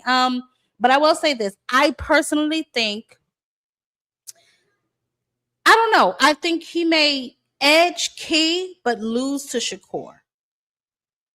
So I'm not really sure. You know what I'm saying? I'm not saying that Keyshawn can't whoop him, because Keyshawn probably would have, you know what I'm saying? He got enough dog, that's for sure. But I don't know if he's going to be able to kind of break up those holds, and because Devin does a lot of that. You know what I'm saying? So I just don't know. You do, Zulu? You think he does? Well, you know what? If that fight ever gets made, if he decides to take the mandatory position and not pursue Shakur, we can break that down into further detail, and I'm fine with that. I think that, to me, honestly, is the more interesting fight. But if we're talking about just for like legacy and just for the state of boxing, I'm gonna have to go with the Shakur Stevenson fight, because they were supposed to fight before at 135. They're more or less each other's contemporaries than a Keyshawn would be. You know what I'm saying? So I don't know. I can't even be mad at that, baby. I can't even be mad at that. Devin might can Brian Norman Key. I don't know about all that. I don't know if he got enough power to Brian Norman somebody. But nevertheless, listen. So that is where we are with Keyshawn, Shakur, and Keyshawn, Shakur, and Devin. Now we're gonna enter another man. When I tell you, these boys, they've been stressing mother. They've been stressing me. So now we know that the WBO, is it the WBO? The WBA, I'm so sorry. The WBA has a deadline on this particular fight that can be made, and it is Monday, right? The WBA has issued a hard deadline, right? Now, I think I did see something like where he gonna give it up, or let me see. Hold on, because I was reading it before I came live just to see what was going on. The deadline to make the deal for Tank versus Floyd Schofield is going to be Monday, the 22nd. Okay. You know that they had that 30-day window. That was a while ago. And if, you know, obviously PBC and Golden Boy couldn't come to an agreement by the deadline, then it would go to purse bid, or Tank may be stripped or whatever the case may be. So here is, I mean, and we all know that he really doesn't say a lot about him, and he's not going to say much. But I guess they asked Calvin what he thought about this particular matchup, and we know the Schofields. I'm just gonna play this, and then I'm gonna tell y'all what I think about the Schofields. This Schofield fight we've heard a little bit about. Is there truth to that? Is that a potential opponent? Right now, it's going back and forth and back. You know what I'm saying? Like I say, once we see the contract, then we know it's a wrap. He's just talking right now. What do you think of that potential matchup, though, for Javante? All fights are good fights, especially when a kid or anyone come prepared to fight. So you have to just wait and see. Do you think it might be a little bit early for him? I know. No, like I said, let's say when you look at the situation with Canelo fought Floyd, everybody thought that was early. But look at his career. You know what I'm saying? So again, it's just based on who performed that night when it comes to that them standing in front of each other. Now, we've had this conversation about who I think wins that fight in the event that fight does come to fruition, because I done seen videos of Tank in Disneyland, child, and everywhere else. So who knows? But I have seen photos or videos, I guess, of little Schofield training. I'm assuming he's staying ready for the situation, but I'm not necessarily sure that this situation is going to be what he thinks it's going to be. And not for nothing, I think they'd much rather have that belt vacated than anything else, than to actually have to fight Javante Tank Davis for that particular belt. That's just my opinion, right? Because I know they were interested in, seeing if Tank was going to go up to 140, and their whole basically career stems around Javante. So we'll definitely figure that out as time moves on. But the deadline is on Monday. I thought I read something about Tank in that belt. If somebody knows something, let me know. Ty, did you see the Tank tweet that Keisha and Calvin and Kenny aren't around him anymore because they because they're only in it for the fame now, and that he's training with Jose Benavidez? No, I did not. Send that to me, please. Hey, Ghetto Fat Baby, how you been? I hope you're doing all right. Ain't seen you in a minute. Yeah, Miss Joey, you gotta be sending me stuff like that, girl. Hey, Lee, baby, how you doing? Happy fight night. Child, Lee, we was just up in here dissecting Shakur, honey. But nevertheless, let's move on, because we got plenty more. So I don't know about that fight, and I'll keep you posted. But the deadline is Monday, because I know there was some conversation about when that deadline would be. So the deadline, the WBA has a hard deadline on Monday, but again, it's Tank, so who knows? You know what I'm saying? What will happen? And we'll see what's going on now, moving forward. I didn't know that he felt that way about them. So that's very interesting to hear and to see. So I don't know. I hate when people start getting money and then they kind of break up and fall apart. I just can't stand stuff like that, man. I really just don't like that kind of stuff, man. I really don't. I don't know. But I don't know. Let's see. Oh, you know what? Did I get that card? Damn it. I wanted to talk about this card, but I want to talk about the Shanika Johnson fight on this card, actually. Because y'all know that MVP is putting on for their women. This card, as y'all see, I don't want to say chicken, but Sharetta Metcalf is really, she's on like the undercard of Shanika Johnson and Dina Thorslund. This is going to be on August 8th. Let me see because I thought I had that other flyer, because I wanted to make sure I talked about that particular card too, because hey David, I don't know about that. I don't know what's happening with them. I don't really like to hear stuff like that. I'm not gonna lie, because that's who I've known him to be with this whole time, you know what I'm saying, since he was a little kid, you know what I'm saying? So I don't know. I really hope they get that together. And I don't really know, because listen, I don't know, yo. I ain't even gonna lie to y'all. I don't know if I like that, because it takes a while sometimes to gel with a new trainer and all of that. And I mean, I know he's close with David Benavidez, so that's not really like a big deal. But I'm just saying, I don't know. I don't know how I feel about that. I gotta look into that and see what's really good with that. Before I give my commentary about that, and I gotta see how he looked training with them. Not that I don't have any faith in Jose Benavidez, because obviously, as we know, he trained everybody under the damn sun. He trained everybody under the sun, so I'm not really mad at that.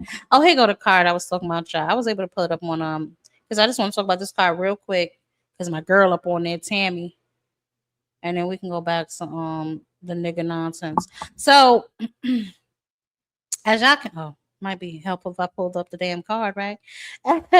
So this card is on August 8th. I don't know if y'all be following Tam, but I like Tam. I like her technique. I think Tammy is really a force to be messing with. Like she to me, she one of them. Like I really like her. I didn't see him leaving those guys.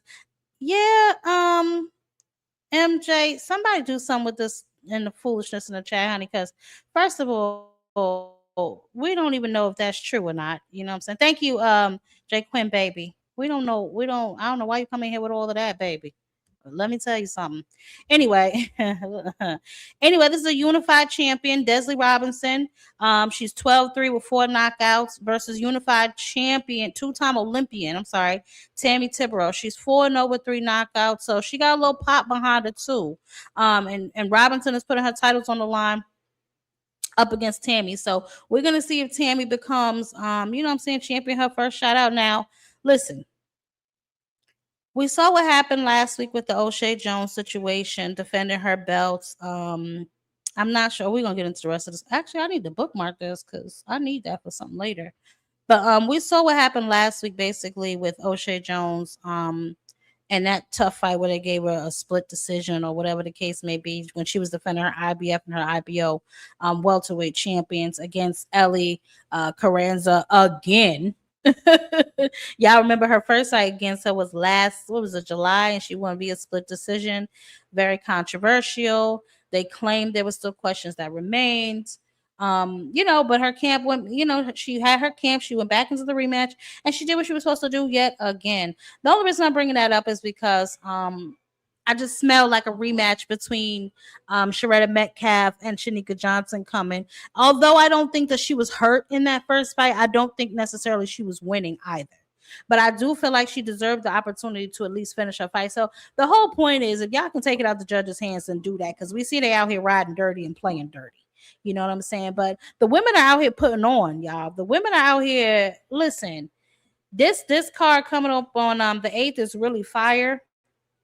Like I said, my girl, Sharetta is on there. Let me see. Oh, let me move this. I'm thinking y'all looking at the damn thing and y'all not.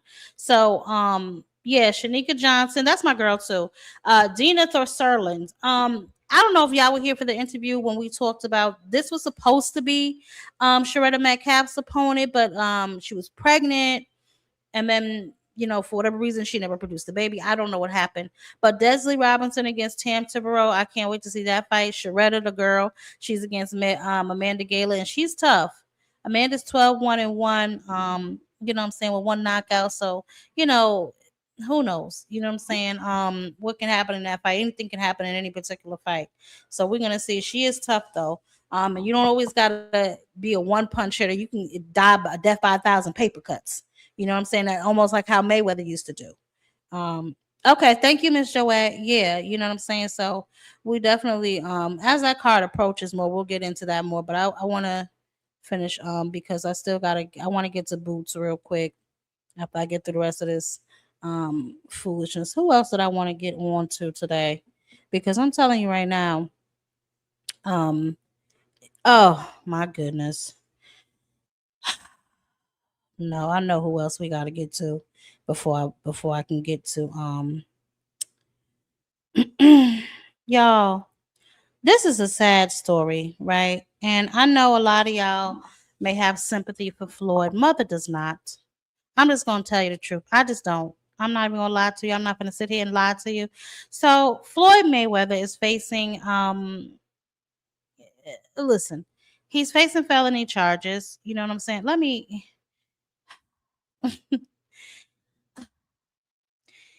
So apparently, Floyd Mayweather allegedly walked into Gold and Beyond, which is a luxury jewelry boutique in Las Vegas. He selected a watch. Okay, the price was $200,000. He paid with a check tied to a Wells Fargo account. The check then bounced because, according to the prosecutor, Mayweather had, and I am quoting the complaint directly, y'all, so don't get mad at me, he had insufficient funds, property, and/or credit to cover this. Now, remind you, this watch was $200,000. And the prosecutor believes that Mayweather was aware that he did not have the funds to cover the check he wrote to purchase this watch. Okay, which is why they are seeking possible felony charges of theft, which carries 20 years behind bars, intent to defraud, because like I said, they think that he knows he didn't have the money to pay for this, which carries a 1 to 4 year sentence, and this will be served simultaneously. Now, in criminal court with the watch apparently still in his damn possession, y'all, the man had the watch on. This look, I don't know what to say about Mayweather.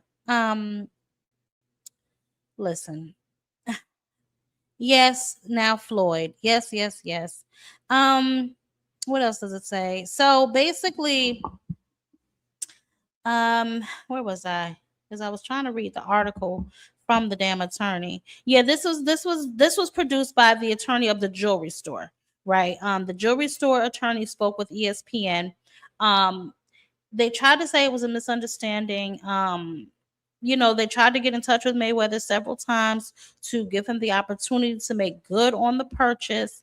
And then he kind of just ghosted them, which led them to the courthouse to file the grievance or whatever, right? So this was, I think, over a year ago that the store owner was giving him time, working with him, still trying to extend some level of trust. Over a year of attempts to get paid, over a year, from what the attorney describes as no response and no money. And then, the criminal complaint, like I just said, was filed. So I'm not sure what's going on with Mayweather. He's out here bouncing checks. He has a federal lien. He owes several $1 million, to the IRS. The jet situation continues. And we know that he's suing Showtime for $40 million. And he's suing his former manager too, Joanne Retnick, for $175 million. So look, I just I don't know what to say about Mayweather. These are felony proceedings. They will be moving forward. And so we're gonna have to see what happens. Listen, I don't know what Mayweather's going through right now. It's not a coincidence that he is going through all of these things. I don't really think that this is no smear campaign like he would like people to think. This is just him being negligent, him starting to him in my opinion, right? This is personally my opinion. I think that he is still trying to keep up the lifestyle that he was living when he was a boxer. I think that he's made some maybe bad investments. And he has jewelry addictions, clearly. He still likes to live a lavish lifestyle when there's really nothing coming in to supplement that lifestyle. So if you don't have anything coming in as quickly as it's going out, that bank account can dwindle very quickly. Now, I'm sure if he decided to sell some of that jewelry or one of those jets, he'd be right back up and set for life. You know what I'm saying? But as it stands, he owes money on one of those jets. It appears as if he's not paying for his jewelry. So maybe he is cash liquid and just credit poor. I don't know. But I do know that he is in trouble with the IRS and they do not play. That building that he bought in New York, that woman, she said he ain't paid his rent in months. People want their money. You know what I mean? I mean, we understand you money may show us the money. You know what I'm saying? Yeah. See, and that's the thing, right? When you're rich with money, sometimes they let you slide longer than they will a poor person with money. You know what I'm saying? They would have had somebody at my house already. You know, guns a-blazing. You know what I'm saying? If I did some mess like that. But when you're rich, I never understood that. How come it is when you're rich, you get stuff for free? But when you broke, they make you pay for everything. Y'all ever notice that? Like some of these celebrities, they don't pay for a lot of the stuff that they wear. First of all, some of it's rented. And a lot of it are showpieces. Like you know, we just want you to be seen wearing our piece. And then you take it back to the store later, or they come and pick it up later, whatever the case may be. Y'all ever notice that? It's like a courtesy wear or whatever they want to call it, like an advertisement fee, or you know what I'm saying? Like you can walk into a store and take a picture with their watch on, and then they let you keep it. You know, like that's like when a celebrity goes to a club that you in, all of a sudden the door fee go up. It's like, what the hell? You know what I'm saying? So I don't know. I just hope Mayweather gets it together. This is not a good look for him whatsoever. I'm not sure what he's got going on in his financial situation. I know a lot of people say that, you know, they think that Floyd was taken advantage of. I'm not really sure how. I do know that he struggles with his reading, you know, his literacy. I know he does struggle with that, but all that money that you made in your career, you should have invested inward. Right? Like instead of all these extravagant things, all these lavish gifts, you should invest it in yourself. And I don't just mean gyms in your house and hydraulic machines and all of that. I mean like your education, your wherewithal, so that you can be aware when people are trying to take money from you. Like how you don't have accountants watching accountants. You know what I'm saying? You money made. You know somebody gonna be trying to snake you. You know what I'm saying? You know somebody gonna be out to get you. Why didn't you invest in having yourself get a tutor for reading and comprehension so you can understand what it is you're signing when you sign these things? You know, or at least have somebody with you that do. You know what I'm saying? So I don't know. I hope he works it out and gets this all together because it's not really looking good for him. I don't know. You know what I'm saying? Yeah, he should have really definitely invested in himself. That's the first thing you do when you get money. You invest in yourself, yo. Whatever you lacking in, you make sure you I don't know. Especially when it's something like when you can't do like things like read or like math and stuff like that. Those are fundamental things. You know what I'm saying? You need those. Those are everyday things, especially if you're going to be a person with all this money. You know, how the hell you going to count and you can't even I'm not trying to be funny, but how you going to count? You know what I'm saying? Yeah, right. Right. Throwing dollars at them. And they ain't going to college, they quit. That's just something they say, baby. I just hate to break it to you. That's just something some of them girls say, baby. They ain't going to no college. They're not doing that, baby. But I'm being I'm being serious though. Mayweather really needs to get his shit together. He can't really sit up here and blame anybody but himself. You know what I'm saying? This person stole money from you. This person stole money from you. You got to blame yourself. You're not paying attention to your money. That's your money, Mayweather. Ain't nobody gonna watch your money better than you, baby. You know what I'm saying? So I don't know. He got to get it together. We're gonna get into some hot topics before I drop the link, and then we're gonna come up here and talk about boosting the child. Did y'all see Tank going at Devin and Shakur on X? Baby. And shout out to my brother because he sent me most of these. I was peeping it, but I got lost on the sauce, honey. So I think I put it in order. But y'all, when I open up the panel, y'all can come up here and let me know if I got it in order. So this is the first one. It says, homie think we cool for what? Fam, I don't F with you. Not only you, I don't F with the people you with. None. That nigga soft. I'm alone. Shakur says, I'm not trying to be cool with you. I just want to show you I'm not cap. Feel how you feel. Judgment day will come. We will get in there and keep it moving. This is personal for you, but not for me. It's just trying to be the best. Okay. Listen, he's very humble. You know what I'm saying? As he should be. But let me see. I got to move Jay Quinn's comments so I can read the rest of these Okay. So this one, I think this is the second one. It says niggas know it take for niggas to gang up to try to take me down. That shit didn't work, nigga. Look soft and is soft. Gang this, gang what? I'm not gang. One man army against the world, Craig. Ah, Thank you, hilarious. Okay. Listen, and why does burner account got the Clarissa Shields picture up there? He is hilarious. Like, y'all not niggas. We two different niggas. I promise you. If your BA homeboy Richardson, me and you are not. You are nothing alike. So I don't know if he's responding to this and what is it? And I don't take nothing away from you. I'm not trying to be friends with you, but I'm not against you either.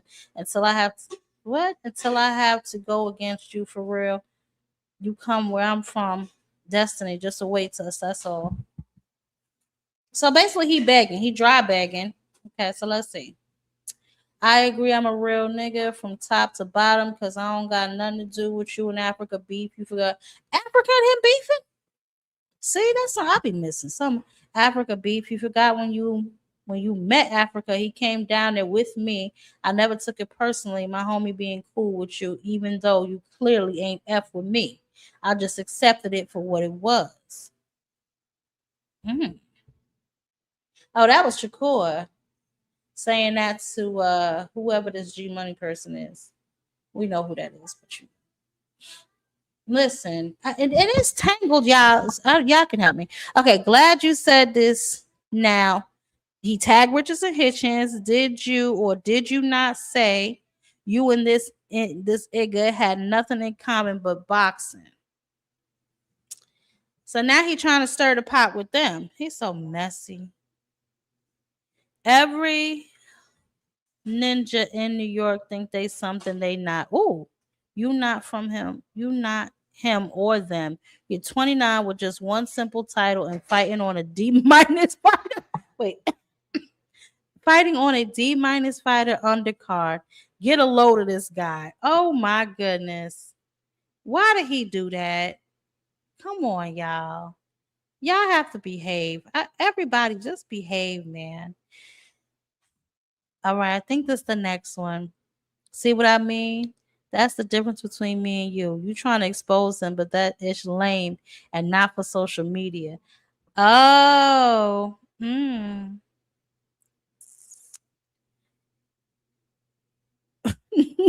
F you, F him, F social media. B, I'm exposing the real sucker. You know what? I'm just gonna. Yeah. Oh, okay. Ty, he said this ain't his burner account. It's just his account now because the last one got deleted. Why a picture of Clarissa Shields? Ain't that Clarissa face in the corner without makeup on or something like that? Yeah, they wanted his attention so bad. Oh my God. Hold on, y'all. I think that was part 8. I think I got it in order, y'all. Please, because it was a lot. So please don't hold my feet to the fire if it's not in order. And it says the fake injury when they was coming down to spar me. I done heard him a couple of times in sparring. I had Richardson out on his feet before my boxing gym. Oh my God, on Baby Fink. What?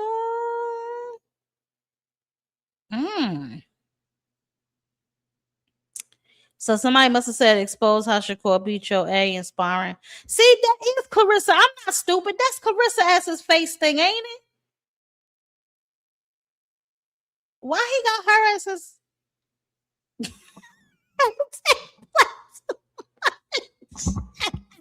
this nigga play way too much for me. He play entirely too much. Yes, I was about to say, I know that's her looking crazy without makeup. Oh my God, y'all doing too much to me. Wait, okay, that's not a part of this. See what I'm saying, man? All this stuff got tangled all the way up. Okay, so that was 9. Which one is this? Post your weight right now. Let's do it right now. Okay, so is that why they posted their weight? I thought it was because of Bill. I thought it was because of Bill that they posted their weight. You and Devin are effing cheaters, weight bullies, niggas. Y'all talking about me doing rehydration. Y'all ass a bitch for listen. I ain't mad at that. I ain't mad at that at all. Cause he ain't lying. You and Devin, okay. Now you getting me mixed up with him. I don't F around hydration clauses as your natural weight clauses. But me, wait, I gotta read that again. Because I know he ain't just say what I think he said. I know he ain't just say that. Now you got me mixed up with him. I don't F with rehydration clauses at your natural weight class. Oh, but me and you could jump on a scale any time of the day so you can see my natural weight is either lower than yours or at the same. That's cap. And I'm willing to bet money on that. Shakur be lying. We just seen what your scale weight said, baby. You mean to tell me Tank weighed this much too? We just seen you on the scale, baby. We just seen you 148.6, Papa. We seen that, Poppy. We seen you. Anyway, moving on. What do you say? Devin is the biggest goofy in boxing, and y'all praise him. His dad literally a effing coach. Oh my goodness. Oh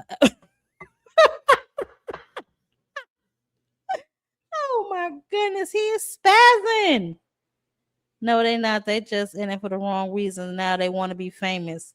Oh, Calvin and Kenny are worse trainers than Bill Haney. No, they're not. They're just in it for the wrong reasons now. Oh, that's unfortunate. Damn, if you care about dude, why you lying? It ain't never hurt me. Oh, he must be talking to Tank. Oh yeah, I just read that one. Yeah, it's a lot of these. Hold on, I gotta scroll down. The reason why I don't really like Devin because he follow everything I do. Swear down, fam. Like literally since he was a kid, he used to ask people, "Am I really like that?" Your swag came from Devin Haney and Chris Blake. Who is 99 over yards? Stop the cap.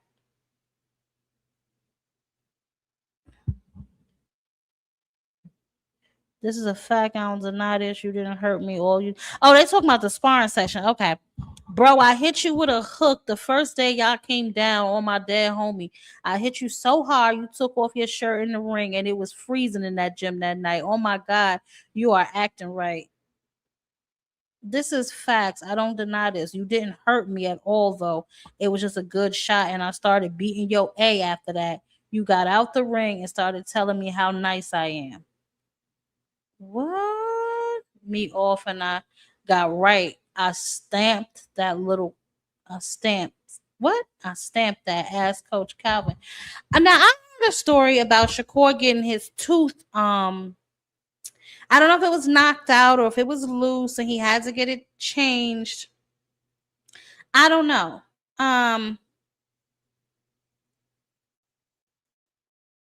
Keyshawn on the scale too? What? Hey, D-Free baby. Keyshawn on the scale too? Check your text, sis. You're gonna love that one. It started with Devin and Shakur posting their weights. Yeah, I got Devin and Shakur weights because if I'm not mistaken, the 200 pounds, that's Devin, right? Wait a second. Hold on, y'all. I got it right here. Let me scroll up. I tried to get as much of this stuff as I could. You know, this boys is crazy. This is Devin, right? Okay, so this is Bill. So is this Bill weight or Devin weight? I'm confused. Somebody tell me. 200.4. Is that Bill or Devin? Why is Bill weighing himself? I'm so confused.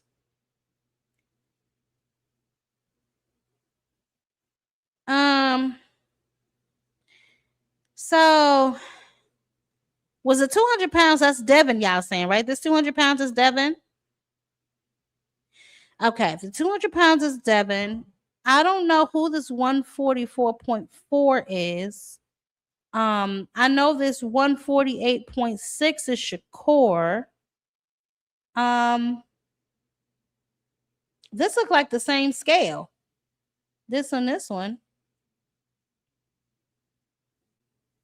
And it's the same person that took this video because as you can see right here, it's the same everything. This one is Shakur. I'm not sure who this 144 belongs to. And then there's 200.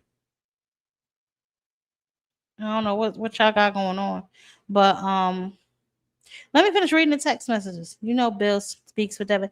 Yeah, but he's capping, sis. I know. That's what I'm trying to figure out. Who's capping? No, Devin? Because I know that 144 in his ass. That's a damn lie. That 200 more like what's really going down around here. But hold on, Kim. You said something about my phone. Let me go and grab my phone because I had to charge it before I came out here to do my live. It's still on the charger. Y'all give me 2 seconds, please. Let me just go grab my phone. Be right back.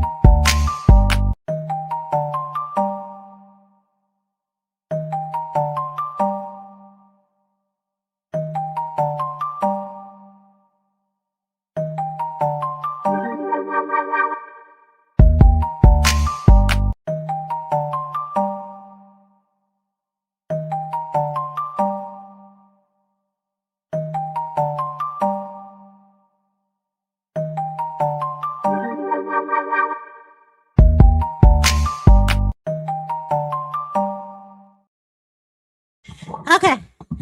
Whew, mother is back. All right. So the fact that I don't deny this shirt came off. Okay. So I'm crying. I want a Frenchie as my pound for pound baby. Be cool with me. Listen. Hold on. Do I have that when I'm up here? Yeah, terrible. This is getting to be too much, honey.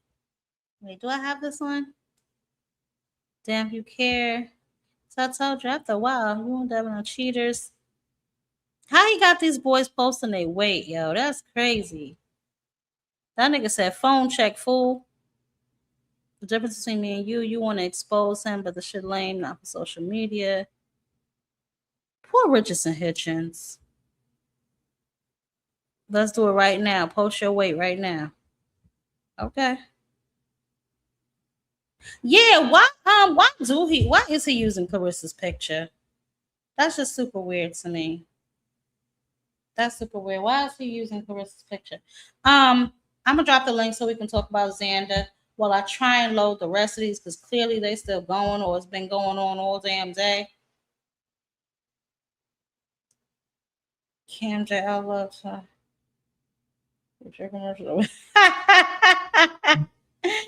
Let that break. You don't like my thing, Miss Joette? Listen, I had to put something up there real quick. Okay, yeah, that's fine. You know what, Miss Joette? I'm gonna get you up. Security. Oh, she is security. She is security. Never mind. I'm about to say security. I forgot Miss Joette is security. Okay. We're gonna talk about Boots and Sandy because I saw both of their workout videos. We're gonna get back to this. I'm waiting for the rest of those text messages, honey. I'm gonna try and load them up here because I didn't know it was so damn many that they going back and forth. And somebody grab me Keyshawn weight. If Keyshawn stepped on that scale too, somebody grab me his weight too. So I can see what's going on. We're gonna do some little investigation today. We see Shakur try to be slick with his little scale, and I had to snatch it. You know what I'm talking about? Let me see. What is this? Okay, so I think I got all those so far. Let me upload the other ones then while we're still on here. I need to know why the hell he got Clarissa Shields' picture. That is so weird to me. Okay, let me go to StreamYard. Let me just upload this one. So I think that's the only one we don't have so far. I think I got the rest of them. So far, I have the rest of them. Oh my goodness. Okay. Let's put this.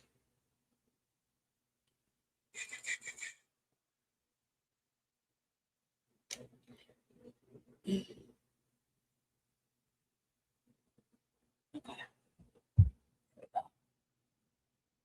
All right. So then this one where he says, I'm crying. I want a Frenchie as my pound for pound, baby. Why the F is my picture your profile pic when you make up when my makeup messed up?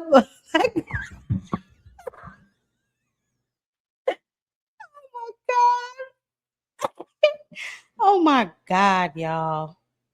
I can't. This is so messy. This is so messy, y'all. This is so messy. He said, why you got that picture up? I know that he is. That's what I'm saying. This is crazy. Darius, what's up, baby? D Lynch in the building. Y'all make sure y'all smash the like button. Y'all make sure y'all are sub to the channel if y'all are not already subscribed. Make sure y'all are donating to the channel to help our channel grow so we can continue to put out this content, these videos, so we can continue to do our live streams. And I don't know what is going on, but clearly Tank is on one today. Clarissa is now joining the conversation. She wants to know how she got involved in this. And I want to know too, damn it. What the girl do? Oh my goodness.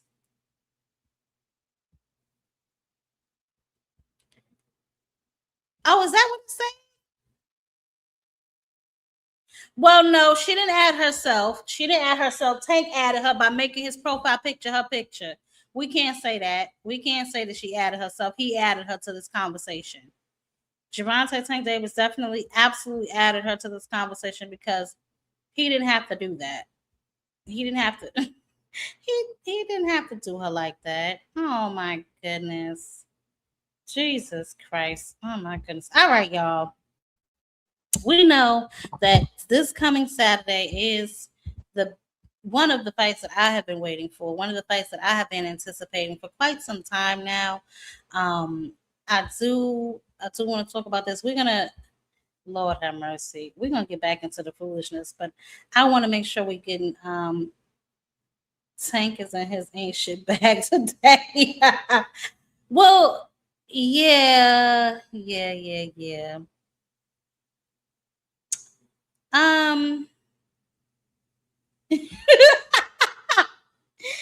a second. Wait, so did I read that wrong? Was I supposed to read it from the bottom up? Hold on a second. Oh yeah, why the fuck is my profile picture when my mother said I wanted a Frenchie as my baby? Be cool. Oh my God. Oh my God. Oh my goodness. Why is my picture your pro? What is wrong with this boy? Oh, come on, man. He's definitely involving her. He didn't have to bring her into this. She ain't got nothing to do with this. She has literally nothing to do with this. We petty in Baltimore, Jab. That's how we do. Clearly, Steez. Clearly, baby. Oh my goodness, man. All right. Tank is on his petty shit. I don't know what is going on. What done got into him today? I mean, I love to see it. You know, I love to see him back and in good spirits.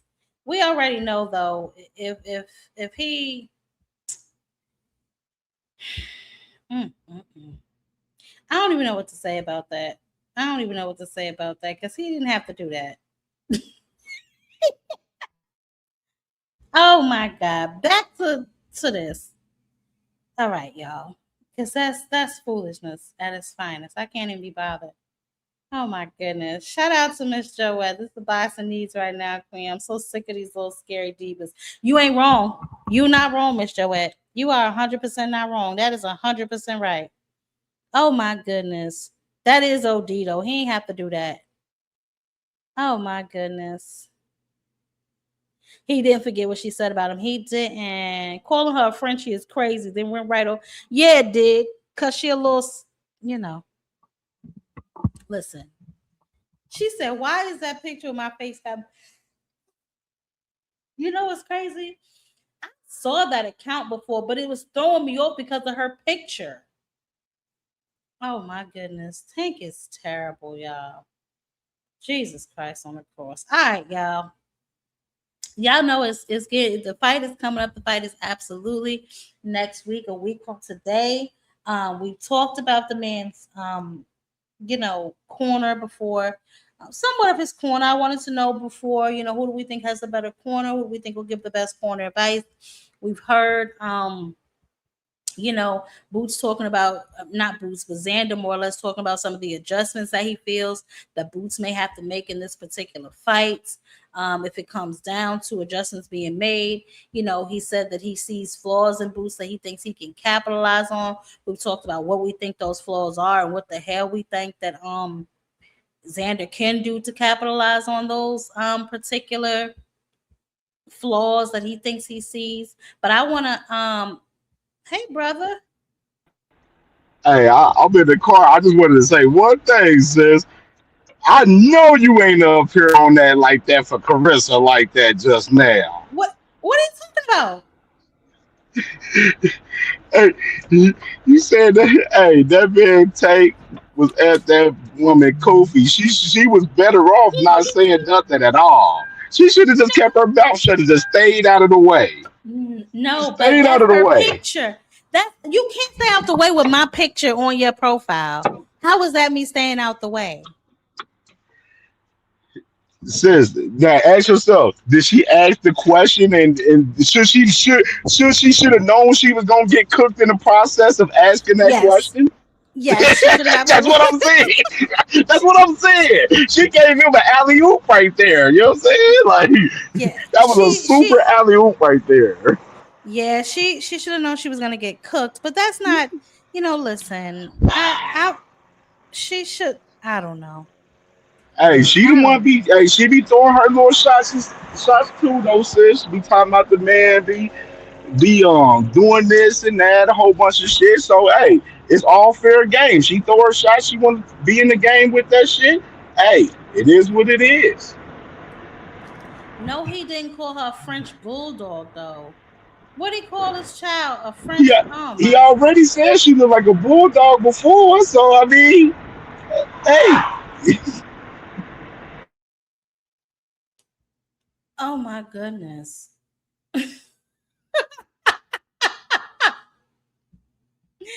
Oh my God. But she didn't listen. You see, she didn't say why you got my picture up there at all. She said, why is it up there, the messed up one? Lord. I think she liked Tank, sis. And of course, here comes Senator Ironheart talking about she knows she a mud puppy. This is too much. What's going on? He said, the Michigan mud puppy. Lord have mercy. The Michigan mud puppy.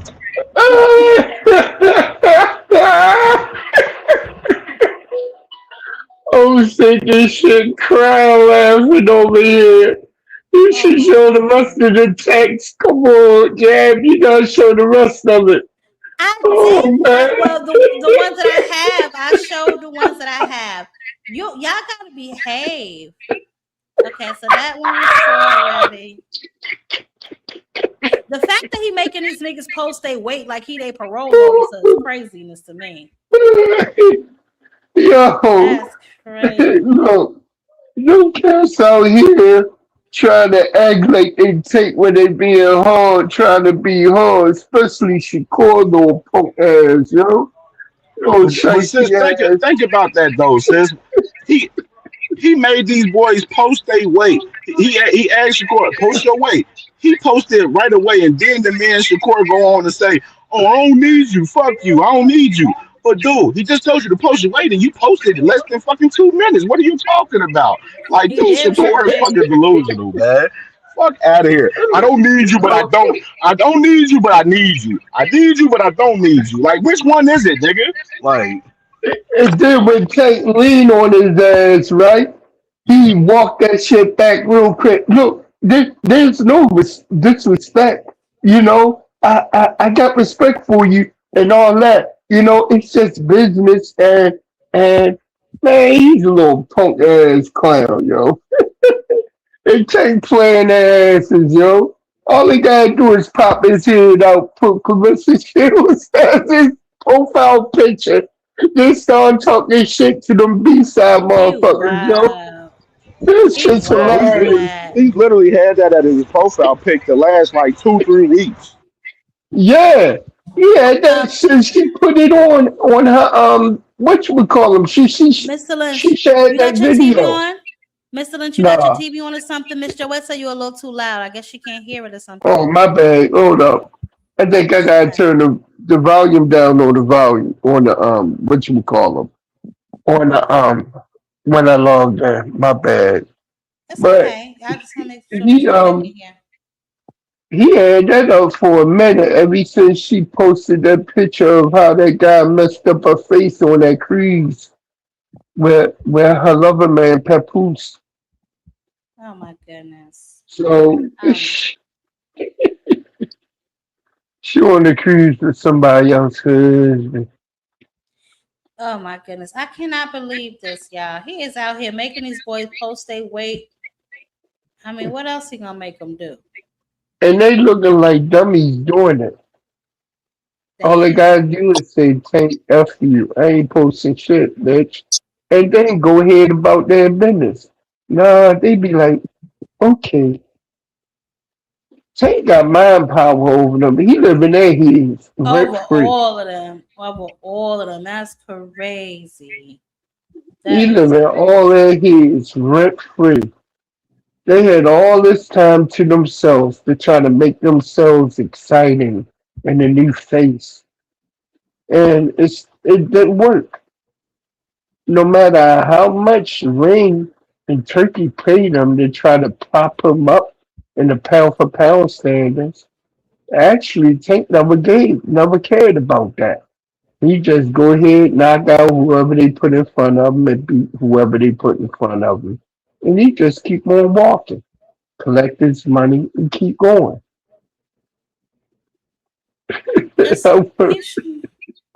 He ain't have to say that about that child. He been told her that. He been told her she was. I'm sorry you reacted like that, sis. I'm surprised you acted like I this thought right you there. would be laughing No, too. I was laughing, but I'm just saying, why he gotta call a girl a Frenchie online? I feel she down bad already. Like she down bad, y'all. Come on, man. She already got these petitions on her neck. Her nigga don't really love her. You know what I'm She saying? She asked in for it, competition sis. by herself. She should have just stayed to herself. Didn't even say shit. Just stay to yourself. She should have left them alone. She should have never said nothing. You know what I see it as? I see it as payback for the way she clout chased Layla Ali and talked crap about Layla Ali Well, she talked and shit about Muhammad Tank too. Ali. So I mean, don't get me wrong. She talked shit Yeah, about and Tank too. she, So she yeah. deserves it. So you So know. her, you know how you can't duck the law of reciprocity, the law of 360. What goes around comes around. It's just Amen. coming around to her. That's all. Somebody Like said my that's a level of man petty I Dean can said respect. when he quoted Malcolm X, "Chicken coming home to roost never made me sad. They only made me glad." Just a new And level of Clarissa petty. Yeah, it is. Shields, chickens have come home to roost. Oh man. Oh my God, y'all. No, Let me get seriously, out of here. I'm starting to feel sleepy because of that's the crazy. medicine I'm on right now. Right? All right, Let me baby. get out of here. All right. Okay, Peace and baby. blessings, All right, y'all. baby. Peace and One. blessings.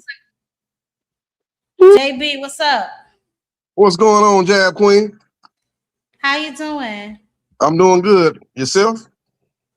I'm hanging in there. As you can see, it's been a wild week of boxing, baby. Yeah, that's the problem. A lot of stuff going on outside the ring. We're not getting too much action inside the ring. We got a lot of soap opera drama going on outside the ring. I just hopefully, man, we start getting some of these fights done, man. Wouldn't mind seeing Devin versus Shakur. Would rather see Devin versus Keisha. I think that's a more fan-friendly fight, but wouldn't mind seeing 2 pound-for-pound fighters fight and square off. You know, the winner of that will have an argument, you know, that they're the number 1 pound-for-pound fighter in boxing. They will have an argument. I'm not saying I will put him ahead of Inoue. I think he's number 1 right now. But they will have an argument, just like Inoue got up to number 1 when he beat Nakatani. So it would be a good fight in that regard. 2 high-skilled fighters squaring off. And it would be a good fight. But, you know, all this drama and stuff like that, you saying 147 with a rehydration clause or 144 catch weight is the only way I'm gonna fight you, and he agrees, and now you say, well, I don't wanna go against my little bro, so you're gonna have to see him first before you see me. and or you're gonna have to vacate your belt, and then we can fight. So I think that's what it boiled down to right now is what Devin's gonna do. Is he gonna vacate the belt and fight Shakur, or is he gonna hold on to the belt and fight Keyshawn? That's what it basically boiled down to. Yeah, that's what I said. You know, he's gonna have to do something. It's the ultimate decision is ultimately his. You know what I'm saying? Whether or not he wants to fight him, you know what I'm saying? He's gonna have to. Yep. You know what I'm hearing about that fight? I'm hearing AJ and Fury. That fight's gonna be in Las Vegas.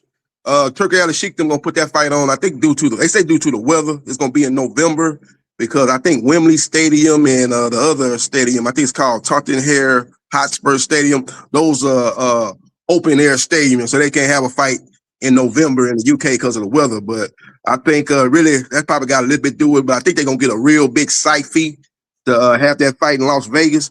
But for them to put two Brits in the US, I think they're gonna need a fight to be on that undercard that's gonna be a big USA fight. So what I'm thinking is I won't be a bit surprised if the fight gets done. It might not get done, but if they do Devin versus Shakur, they put that thing on the undercard of AJ versus Fury as maybe the co-main. You know, you have a big USA fight to kind of draw the US boxing fans, kind of get them excited about the card, and then you're gonna have the British fans travel from the UK. They'll come down there and fly to support AJ and Fury, and then you have a card where it's kind of, you know, you kill kind of two birds with one stone. You got the UK crowd, you got the US crowd kind of excited about the Haney versus Shakur fight, and that's how Turkey them puts that card down. As we've seen in the past, they've kind of stacked cards, had multiple main event type of fights on the same card. I think they might do that in this case if the fight gets done. It might not get done. Again, if he hold on to the belt, he got to fight Keyshawn. Well, that's the thing. And I don't know if you just got here or not, but you know, that's the conversation that basically Bill's been running around here having, that he wants Shakur. So, you know, they possibly will do it at 144 without the belt. Maybe you know, Keyshawn, maybe Devin will drop the belt. Nevertheless, they have until next month. You know, he's gonna have to make a decision relatively quick. If he wants to keep that belt and fight his mandatory, which is going to be Keyshawn, or if he's going to drop the belt and fight Shakur Stevenson at 144 pounds. Ultimately, the decision is his on what he wants to do for his legacy. You know what I'm saying? Because it's all about what it. Because you know, Shakur, he don't really care one way or the other. I really don't think he wants to fight Devin right now or at all. You know what I'm saying? For whatever reason, I just don't know if he wants that fight. But these are the stipulations he put around the fight, and so we'll see if Devin complies. You know what I'm saying, with the stipulations. Or if he'll fight, you know, the other boxing brother, the bumbling boxing brother, you know. Shakur. Yeah, Shakur's in the catbird seat. He can fight Devin Haney and only have to put up his 140-pound belt and fight Devin Haney for a catchweight fight. That fight ain't no belt gonna be on the line. And you know, he'll have a chance. I guess he feels he have a chance to beat Devin, having him drop down 3 pounds, even though he did fight what? He had one fight at 147, and then the fight before that was Jose Ramirez at 144. So it's not like he been at 147 for a minute. So you know, Shakur's in a strong position. Actually, he ain't really risking too much. I guess he's risking his old, but he's getting an advantage in with the weight, and then he ain't got to put his belt on the line. Well, that's the thing. Devin, that's one thing I'll say about Devin. I don't know how he does it, but Devin has the capacity to suck down any weight class he campaigns in. Now, fight night is going to be a whole different story, but he always makes the scale. You know what I'm saying? So who knows? 144, although it may be difficult, I'm pretty sure he can do it. Because like you said, he's only been at 147 for one fight. But on fight night, I'm pretty sure Devin going to be 170, 180.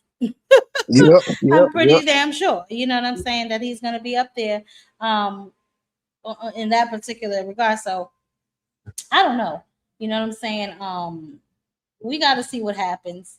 But as we see, Tank is making these boys post their weight to see their real weight. And you know what?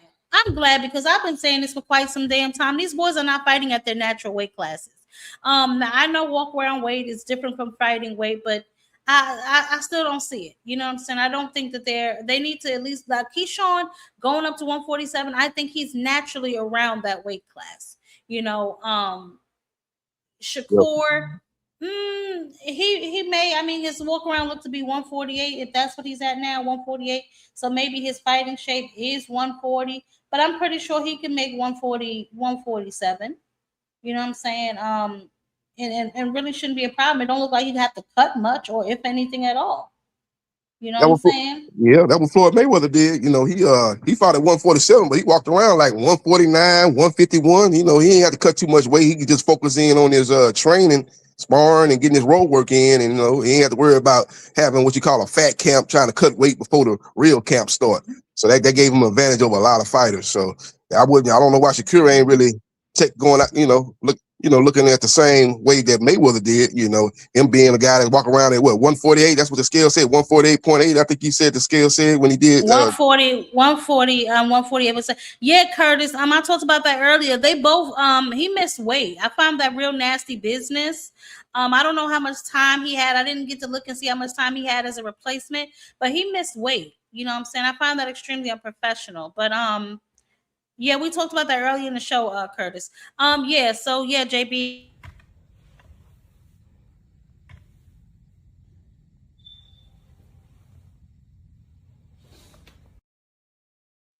I got the still shot right here.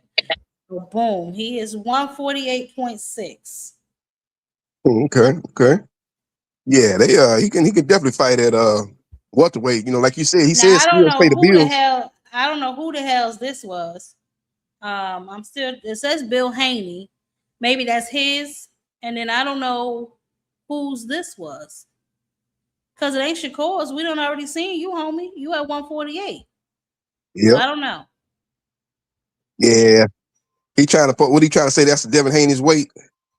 I don't know whose weight that is, and it damn sure ain't no Devin Haney. Don't play with me. We know Devin Haney ain't. We know Devin Haney is not stepping on nobody's scale immediately at no 144. Cut the crap. Yeah. You know what I'm saying? Yeah, he is. Yeah, he is, Steve. Yeah, he is. Ridiculous. Yeah, they're really trying to push for that fight. Turkey must be offering a big bag for that Shakur fight. Again, you know, it's gonna be on Netflix. I understand. Hey, yeah. Marquise, I didn't even see you sneak up in here, baby. How you been? I ain't seen you in a long time. I hope you okay. From what I understand, there was no money laid out for that particular fight just yet. I think it's more or less him trying to conjure up interest before going to somebody to see if they'll pay for that fight. And then, as y'all know, Turkey is very sick. And Turkey, you know, he's only going to be in boxing maybe until 2028, 2029. You know what I'm saying? Because of his health issues. So, you know, we'll see. Oh, he dealing with health issues. I did read that. I didn't know if he was just being funny, but you saying he actually what he might be suffering from Alzheimer's or something like that? You saying he has Alzheimer's, something going on with his memory. I don't know. It's like he has cancer, like a brain cancer, a couple of different kinds of brain cancer. I read. So yeah, so you know, and then obviously it affects his memory and his brain strength. So I'm not sure what he got going on, but you know, keep him in your prayers. Yeah. But as of right now, you know, that's just what it is. So he doesn't really have that much time. You know, I guess as cognitively anyway, he doesn't have that much time before things. That's why he's trying to really get this meeting going with Dana White and Queensberry and Matchroom and Golden Boy. He's trying to get everybody together to see if they can work something out because, as you know, they've been trying to steamroll the sanctioning bodies and the other promoters, and things just haven't been going their way. You know what I'm saying? So. Yeah, that was kind of messed up how he came into the game, you know, working with all these different promoters, like say Golden Boy, Matchroom, Queensberry, Top Rank, even PBC. You seen some of their fighters on TURKI ALALSHIKH cards. And then after he kind of got how the game went and how the blueprint on how it was run, he kind of kick all them guys to the side and put Dana, a guy from the UFC, put him in the mix and have him putting on fights. Like he's supposed to be promoting the AJ Fury fight. You know, usually when he did cards here in the U.S., he would get Eddie Hearn in Matchroom to put on fights in the U.S. He didn't kick Eddie to the side. Now he got Dana as his basically his promoter that he to put on events here in the U.S. and probably abroad too. So it's kind of messed up how he did that. But you know, they should have seen the kind of how it was coming, man. You know, guy was coming in here, you know, putting on these fights and stacking these cards, and everybody, oh, Turkey is the savior, but. He had an ulterior motive, you know. He basically wanted to really take over the whole sport. And he got to understand that when you try to do that, you're going to have a little pushback, and particularly from these sanctioning bodies. They're pushing back, you know. You seen they stripped the tire And Richard Hitchens had to drop his belt when he went over there. And Shakur and Devin, they're going to have to make a tough decision if they do go to Zuffa. You know, they got to make a decision. You know, they're going to have to, you know, is it about the belt? Is it about, enhancing your legacy, or is it about getting the bag? If, you know, you go over there to Zuffa, Yeah. in all likelihood, you're going to have to go over there without any hardware. You're going to be over there fighting for one belt. That's Absolutely. Absolutely. And they, for whatever reason, they tend to like, they were saying that they like that, but I don't understand. Listen, however they gonna structure that is just how they gonna structure it. But give me 1 second. Shout out to SGB Mello for supporting the channel. I appreciate you, bro. Shout out to you with the $5 and the super chat. Thank you very much for pulling up to the channel. He pulling up, showing love. So we definitely want to applaud SGB Mello. Let me see if I get this on. I had all these damn videos. We about to make a little change up in here. Yeah, so shout out to SVG Mello. I definitely appreciate you showing love. Y'all make sure y'all smashing that like button, guys. If you are not sub to the channel, make sure you are sub to the channel as we continue to grow. We are on our way, honey. Yes, honey. But okay, so JB Smooth, I was getting ready to go into our last and final topic. We've been up here over 2 hours. I was getting ready to go into the last and final topic, Jerron Boots Ennis and Xander Zayas. As we know, that fight is next week. I wanted to play some of their footage of them working out. I think I got Xander. I don't know what I did with my boots, but hold on. I just want to real quick show y'all how he looked, because I think Xander looks pretty good. I know everybody's like, oh, Xander can't beat him. We know that, but we gotta, make it look good, y'all. We want Boots to get his credit. God, y'all so silly. Yep. All right, hold on. Let me see right here. Yeah, so I mean, as you can see, it's the boy. Hold on, let me see.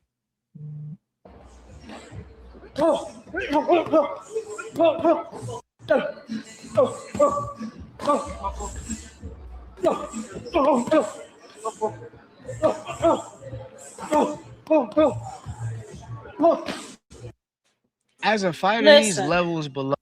No, I ain't got time for Shakur, little dumbass. But that was basically. Hold on, I gotta find the ones I had of Boots. But that was Xander looking, doing his little pad work, doing his little mitt work and stuff, and trying to stay sharp, trying to get ready for his fight with is this it? Second. He trying to get ready. Oh, okay. Oh, no, that's another one of Xander. Why I got so many of Xander? Hold on. Just their promotional stuff and they it was a big test. Obviously, we knew that Barao was going to be a warrior and he was going to come forward and bring the fight. Barao is punching where he believes he's going to be. Yeah, Barao's having a good round here. And there for Barao. Another big shot, overhand right. So I had to be ready physically and mentally for the pressure that he was going to bring and be able to adjust. Right hand, flip Zayas there, but back he comes with a right hand of his own. The crowd coming alive. The combinations from Zayas are flying. Smile on the face of a Bob Barao, who might have momentarily created the fight he is looking for. I feel like it was a great performance. I did what I had to do. I dominated the fight. I showed my boxing skills. I showed that I can fight going back, going forward, on angles. Beautiful uppercut there from Zayas and a right hand behind it. Quicker feet, quicker hands, quicker cup. All right. So we've seen some of Xander. I'm gonna try and play some Boots too, but just overall, what do you think of Xander Zayas as a fighter, JB? Have you watched a lot of him? Like, do you watch Xander? Yeah, I watched Xander. I remember when he first came up, on the prospect level, when Top Rank first signed him. I seen a lot of Xander. He's in tremendous shape, by the way. He's ready for this fight. Physically, make no mistake about it. He's ready to go in that regard. And he's a good fighter. To me, he's not great in any one area. He's solid in all areas. He's like a B in every area. He's got a B jab. Is his B combination. His speed is a B. His footwork is a B. He don't stand out in any one thing, but he does everything at a very consistent level, a B level fighter. He's good at what he does. Yeah, he kind of fights similar to Devin Haney with the jab. I think Devin Haney's jab is better, and Devin is more athletic and more twitchier than Xander Zayas. But he's very, very solid fighter, man. And I think even after this fight with Boots, I can still see him going up to 160 and getting the belt after this fight. So I don't think nothing bad about him. I just think he's fighting a guy that's on another are on a whole nother level in Boots, and he's going to show that this Saturday there's levels to this. So that's how I look at that fight. I really don't see it being some close fight that goes to decision. It might be split decision or a close fight like that, 7-5. I don't see that. I don't see that in this fight. I think Boots is just on a whole nother level. He's got the speed advantage. He's more twitcher. He places his punches better. Even though Xander got a good jab, I think Boots' jab is better, and he's more athletic, and he's got the power advantage too. So I just don't see any way Zayas win the fight. You know, you always catch a guy with a punch you don't see and knock him out. Maybe he's able to catch it with a shot he don't see. It's boxing. Right. Maybe that can happen. But if both guys bring their A game, I think Boots beats him. Beats him convincingly, man. I see him stopping him in round 8 or round 9. That's how I see it going. Ooh, okay. You know, I think the big fight at 154 is Boots versus Fundora. I think that's the big fight at 154. I think Boots beats Xander. I think after he fights Xander, he's probably going to fight Josh Kelly. I would imagine that would be the fight that Matchroom will make with them both being under Matchroom Boxing.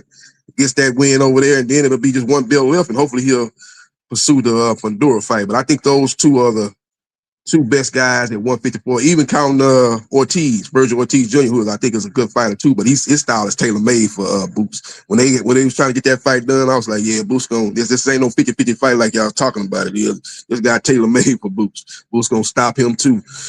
So I think he's gonna take care of business Saturday night. It's gonna be Boots coming out party. He's gonna kind of announce himself to the world with this performance Saturday night. Okay. Yeah, I'm not going to disagree with that. I think that I just want to make sure that we, you know what I'm saying, giving both of the gentlemen their credit, because I do feel like they deserve it. I do feel like I think this is a good opportunity for both of them, but I do feel like Boots is definitely a little bit more athletic, and I don't even want to say a little bit. I do think he's more athletic. I think he's twitchier, like you said. I'm not sure. I've been hearing a lot of stories about him in those training camps down there and sparring, and you know what I'm saying? I feel like, I don't know, you know, I've been hearing that he hurting them boys down there in sparring in training camp and whatnot. So, but we do have to see if the power and the speed translate fully, you know what I'm saying, when the opponent, because I think Xander's a little bit bigger, you know what I'm saying? Maybe not much, but he definitely is bigger. If he can, I think it'll be a late round stoppage I'll say a late round stoppage. I would say somewhere in them championship rounds, around what, 10, 11, or 12, somewhere in there. Okay. I'm thinking even earlier than that. I'm thinking maybe even 8 or 9. Okay, like I'm thinking. I think about around 8 or around 9. Because Xander may fade towards the later half of the fight, especially if he's moving a lot in the beginning half of the fight. His legs will start to tire, especially if Boots is going to the body. His legs will start to tire, and then he'll start to slow down more. And from what I've heard, Boots is extremely accurate with his punch placement, so that's not going to help. We'll see, man. I think it'll be a good fight for as long as it lasts, you know. But I do ultimately, in the end, although I love me some Xander, I do think we will hear in the end and the new. Yep, that's what I believe is gonna happen. You know, and the new, and he's gonna be doing what Benavidez did, collect 2 belts with 1 win. That was Benavidez. Yeah, that's what I said. Yeah, a unified champion all in one shot. You know what I'm saying? So we're definitely gonna see. Mm-hmm. Yeah, but I mean, and obviously, I don't know if you were here watching the whole entire show. We went over the Keyshawn and Shakur situation with Devin Haney. We talked about what it is that we think Devin will do. You know, either he's going to fight Shakur Stevenson, but we did talk about the hypocrisy of Shakur Stevenson saying that, you know, Devin is picking on smaller guys when, you know, we have Shakur on film calling other guys smaller than him that he's asked for rehydration clauses for. So, you know, that's just a little bit of hypocrisy, but Shakur tends to do that a lot. We went over Mayweather. I don't know if you are abreast with Mayweather's legal troubles, child. That thing is in legal trouble again. He writing bad checks for watches, child. The man is down here out. He going out sad. I love Mayweather to death, but he is going out so sad. It is very disheartening to see how he goes out. You know, I just don't know what to really say about him. You know what I'm saying? I feel like he didn't really make a lot of good decisions and choices with his money. So, you know, with that being said, he's found himself in another little kerfuffle. He's being sued, as we know, by the IRS. He's being sued now by the people for the watch. He wrote them a bad check, so the check is bouncing. They got his ass on intent to defraud, all kind of charges, honey. Mayweather, man. Yeah, it's kind of sad, you know. He always, when he was in his prime, you know, when he was face of boxing, you know, he lived a, you know, lavish lifestyle. But in your post career life, you know, you got to, you know, you can't really be living that style, man. You steady got money going out, but you ain't got as much as coming in to maintain that lifestyle that you used to live in, flying around in these private jets and all this type of stuff and buying all these expensive cars. You know, you need, you know, I'm not telling you how many cars you should get, but you know, basically you need 2 cars, really. You know, you need 1 car in case something happens there, you got to put that in the shop and you have a backup car. That's all you really need. You don't need all these 20, 25 cars. You don't need that. You can't drive but one at a time any damn way. You know what I'm saying? It's really ignorant. It's really ignorant. And then all these jets, it's like, Mayweather, sit down. Where you going? Sit down. You can only ride in 1 jet at a time. You know what I'm saying? It's like, I get what you're saying for sure. Like maybe 2 cars. Okay, 2. You know, a nice luxury one and an everyday one, or whatever the case may be. 1 plane if you need to have one. You know what I'm saying? But all of this other stuff, just a car for every day of the week. It's like, I don't know. You see, Errol Spencer, he got 2 cars. And in the other car, he don't even really drive that car he bought. He ride that 2016 car he got. He drove that around. That's what he really drive. That's all you need. You know, 2 cars. Then remember he had all that TMZ security. About 8, 9 guys, you know, walking like he the president or somebody. Secret Service, all this type of stuff going on. Yeah. And, you know, when your post career, you still paying them guys and all this, that, and the third. You know, you paying, you know, that's just a lot of money going out and ain't no money coming in because you're retired. That's why he was taking all these exhibition fights. That was keeping him going for a while. But then he made a lot of bad investments too. So that really put him in a bad spot. So he just made a lot of bad decisions and didn't know how to downgrade when in his post fight career. He got downgraded. You know? Yeah, and you're right. He didn't know how to do that. And I feel like a lot of that is because he still wants to keep up that facade that he just you know, that he still has all this money, that he's still living lavish. Like, I don't know if you know if you saw him at the Knicks game a couple months ago. He was like pulling out bags of money in front of Blue Ivy and Jay-Z. And it was like, what are you doing? Like, you know what I'm saying? You're at a game. Everyone in here got money, Mayweather. What are you doing? No, that's so tacky. You know what I'm saying? It's like you don't know how to function if he doesn't tell you how much money he got or show you how much money. It's like he doesn't have a personality. You know what I'm saying?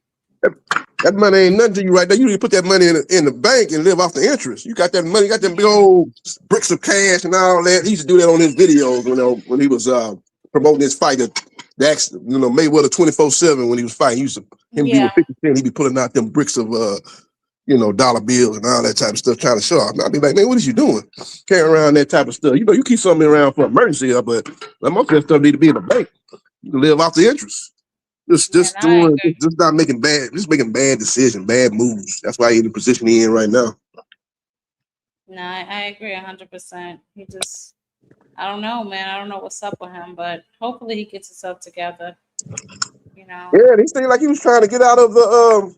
He had a deal with some promotional company to fight Mike Tyson and then fight Manny Pacquiao. And he tried to cut a side deal with another promotional company and you know, take a couple of exhibition fights. That's what he probably want to fight anyway. Exhibition. Well, he tried to sell the contract, if I'm not mistaken, almost like a wholesale thing. He went and took out a loan based on the contract, if I'm not mistaken. He took an advance and then he tried to get a loan too. So I don't know what Mayweather got going on. But it's not looking good. Whatever he got going on, it's not looking good. Yeah, it's not looking good. Yeah. He's about to, you know, he had the fight set up with Pacquiao. He's gonna get paid big money for that fight, but I don't know if that fight gonna even happen now. Like I said, they suing him. They saying he probably they saying like he trying to get out of the contract. He really don't want that fight. He trying to, you know, get this exhibitions. He trying to get this all set up and trying to basically not even commit to what he signed for. You sign your name on the dotted line, people gonna sue you. You know, you made a commitment, then you took an advancement from them people, and then you trying to cut another deal, and then basically said, "No, I ain't fighting Tyson. I'm gonna fight this guy from Greece instead." And that stuff. I'm not feeling. He probably not even gonna try to fight Pacquiao. He probably gonna try to set up another fight with another kickboxer or something. So that's crazy. That is crazy. I don't know. I just hope he works it out. You know what I'm saying? Because this is unfortunate for him. especially just, you know, watching him all these years and then to see you go out like this is like, you know what I mean? Yeah, it's sad to see It's that not good.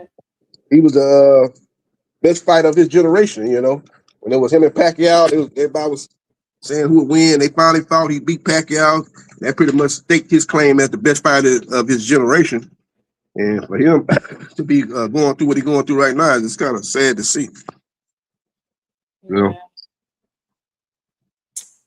Oh man. That's sad. Well, you got anything else, JB? I'm getting ready to shut it down if you don't got nothing else, babe. Yeah, we got 1 week away. That's all we can do. We got 1 week away. And it's gonna really start kicking off now. Once we get to, we got Boots, Zayas coming up this Saturday. And I think the next week we got Abdullah Mason and Joe Cordina. We're gonna start picking we up. We got a Kalaza fight tonight. Yeah, Kalal, you gotta always watch him. He's a top 10 pound for pound fighter. I think he's like number 9 or 10 on the pound for pound rankings. So you always want to watch a guy that skill fight. So I'm gonna try to check that out. That's a Golden Boy card, right? It's gonna be interesting to me because you know they switched out his opponent at the last minute because his opponent got injured, and now this guy is overweight. So it's gonna be very interesting to me. Yeah, it's gonna be a non-title fight. I think his last opponent was having visa issues. He couldn't get out the Philippines with the visa issues, so that's why he couldn't make it. So they had to get a replacement, and they got a guy. They got a guy coming up from a lower weight. Ain't they coming up from a lower weight? I think the guy that's replacing him. It's gonna be a non-title fight. So still, it's good to see a pound for pound fighter. So I'm gonna be watching Collazo, and I'm gonna try to catch some other people that's on that card too. Try to watch a little bit of the undercard. But I'm really gonna be there for the main event. See a Collazo fight. So yeah, it's not like when Mayweather, man, he down bad. I don't know what he got going on, but he's definitely down bad. I just hope he figures it out. You know what I mean? I'm not, you know, because I've always liked Mayweather, so this is kind of disheartening to hear that he's going through this now. You know what I'm saying? So yeah, it's sad. I don't know. Yeah. Especially if you were to get, you know what I'm saying? All of that money you had, now it's gone. You gotta be kidding me.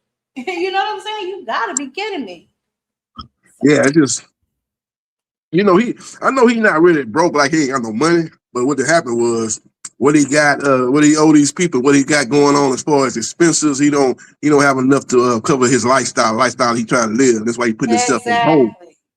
That's what he's doing. So you try to get these little exhibition fights to try to get back, you know, recruit some of that money and kind of get back to living close to what he was living. But I think he dug himself too deep a hole, really. So he just gonna have to, he might have to file what they call it, chapter 12, chapter 11. He might have to file chapter 11 and declare bankruptcy. You don't want to do that, especially a guy with the with the mystique that he got. I got money, I'm money made. You money made, how you gonna file for bankruptcy? You supposed to be money made. So it'll be exact opposite of his persona. But sometimes you gotta do that to kind of get yourself out of a hole.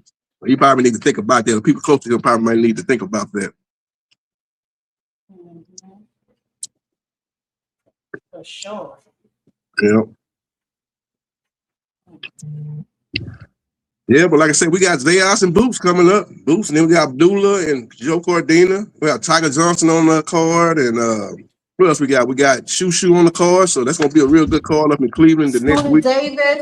Scooter Davis is on that card. We got some real good talent on that card coming up.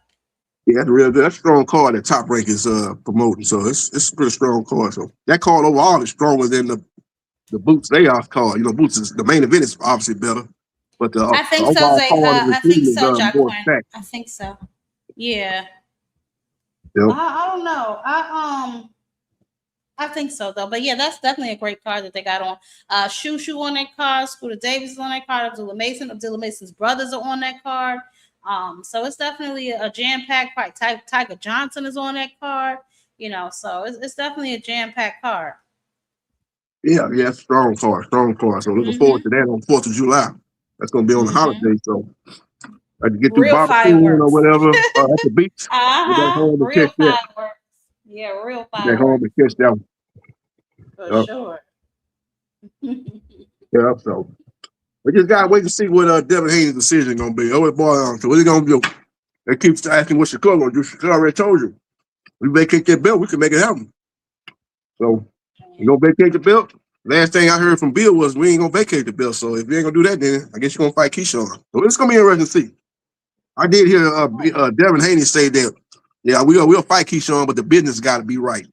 They let me know right there. When you say the business got to be right, if they don't get a certain amount of money, they're not gonna take that Keyshawn fight. I don't think they're gonna take the fight, but they're not gonna. Top Rank not gonna be crazy. Well, no, money they offer it, and then Gustavo just said it's 75-25. You know what I'm saying? Because Devin Haney is the champion, so it's 75 to Devin and 25% to the challenger. Now, if Shakur is going to accept that or not, it's going to be on Shakur. But that is what Gustavo said it is. I thought it was always maybe like 65-35. You know what I'm saying? Something a little more decent. But Gustavo confirmed that it's 75-25 to the challenger. So it's all about whether or not, it's all about whether or not Keyshawn is going to take that, which is going to be crazy because if then you go and offer Shakur something else and there's no even belt on the line, that's crazy. Yeah, that's going to be crazy. You know, say Top Rank bid like $5 million for that fight. I'm saying they're not going to bid. I'm not saying that's what they're going to bid, but they're not going to bid no extremely lot of money for that fight. What they bid on the Devin Haney Sandor Martin fight a couple years ago? They bid like $2 or $3 million or something like that. I think it was like $1 million. I don't even know if it was that much, to be honest with you. I think it was like $250K or something. Yeah. I thought it was real low. Yeah, just say. Only if it goes to purse bid. Only if it goes to purse bid. Yeah. It's gonna go to purse bid because they might try to make a deal with Devin, give him some money, but it ain't gonna be no crazy money. They might try. He just wants to go to purse bid because it'll be lower if they go to purse bid. It'll absolutely be lower. They might not negotiate. They might want to go to purse bid because they rather they know there ain't nobody really gonna bid on that fight because Matchroom not bid on that fight. What Eddie said about Devin. And who else gonna bid on that? That's what I'm saying. PBC not gonna bid on that fight. PBC only bid on fights involving their fighters. They ain't finna just bid on no. I'm about to say, what the hell they care about a Devin Haney fight for? When you were just supposed to fight Rolly Ramirez, what the hell we care about your little fight for? You know what I'm saying? What the hell we care? Say Top Rank bid $5 million. That mean what Devin gonna get like 3 point, say around maybe 3 point. Say whatever 3.2 or something like that, and Keyshawn gets 650, 700 somewhere in that range, or whatever the case may be. Get that get that $5 million. So it's gonna be interesting. Devin made what? I think they say he made $10 million when he fought Jose Ramirez at Times Square. I don't believe that. You don't believe that? If he made that, he made more fighting Brian Norman Jr., who was a champion. I don't believe that. I don't believe that at all. Because for one, first of all, I don't even think Ryan got that much. So why would you pay a nigga on the undercard more than you pay the main event? And Ryan is a bigger star. I just don't believe that. There's a lot of things that the Haney say that just simply aren't true. Yeah, they said Ryan got 20 at Times Square when he fought Rolly. They said Rolly got 5. Like I said, I don't know how true it was. That's what they were saying. He got 20, Rolly got 5, Devin got 10. Till people don't want to got the low paid out of all them top the stars that were on that card. He the one that got paid the lowest. Till Fimo. He might have got what Rolly got, probably 5 or something like that. Yeah. You know what I'm saying? But that's still not how you're supposed to do business with people, Yeah. But all right, JB, I appreciate you coming up, baby. Okay. So we can get ready to get these cards watched. Oh, okay. I'll be back next week and we'll chop it up for sure. I'll be back before the Boots fight, so y'all can come up and give y'all final predictions. I might do a video about it. I'm definitely gonna be watching to see how this Devin Haney and Shakur thing unfolds this week, along with Tank. He's back outside pressing the issue with some of these boys, making them put their weights on and everything else. So this is definitely about to be interesting. But I appreciate you stopping by, JB, and come on back next time we live. Okay, Jack Queen, I appreciate you. Have a good weekend. Of course, you too. You too. Enjoy the rest of your weekend. All right, appreciate you. Okay. Oh goodness, y'all. We done had so much drama up here, y'all. These boys done gave us something to laugh at, honey. Tank is back outside and he is making these boys show their weight. Honey, he might as well push them up against their lock and ask them what you got on my 40, homie. Jesus Christ, Tank. Big Tank back outside, not the little one I see. Okay. Oh my goodness. But we're going to see what Devin Haney decides to do. We're going to see what Shakur decides to do. If Devin decides to drop that belt, we'll see if if Shakur fights him. I wouldn't drop my belt unless Shakur absolutely agreed to fight me, because I drop my belt, then you don't fight me and I'm out here without a belt and an opponent. You know what I'm saying? So We'll definitely see. Oh, is it? Yeah, okay. Well, I'm getting ready to wrap this up because I want to go get myself together and get ready to watch the fight. I am, Kurt. Thank you, baby. I am going to watch the fights now. Thank everybody for stopping by tonight. I appreciate y'all. We're going to keep our eye on the situation. You know, Mother has her hand on the pulse of this nonsense. Now, I don't know why Tank is out here throwing shots at everybody, but listen, I'm finna duck because I did nothing wrong. The rest of y'all boys do what he said and post your weight, nigga. Get your weight up, not your hate up, and that's it. But I appreciate all y'all for stopping by. I appreciate everybody who donated to the channel. Like I said, if y'all not subscribed to the channel, make sure y'all are subscribing to the channel. We are all the way on our way, honey. We are taking this thing all the way to the top.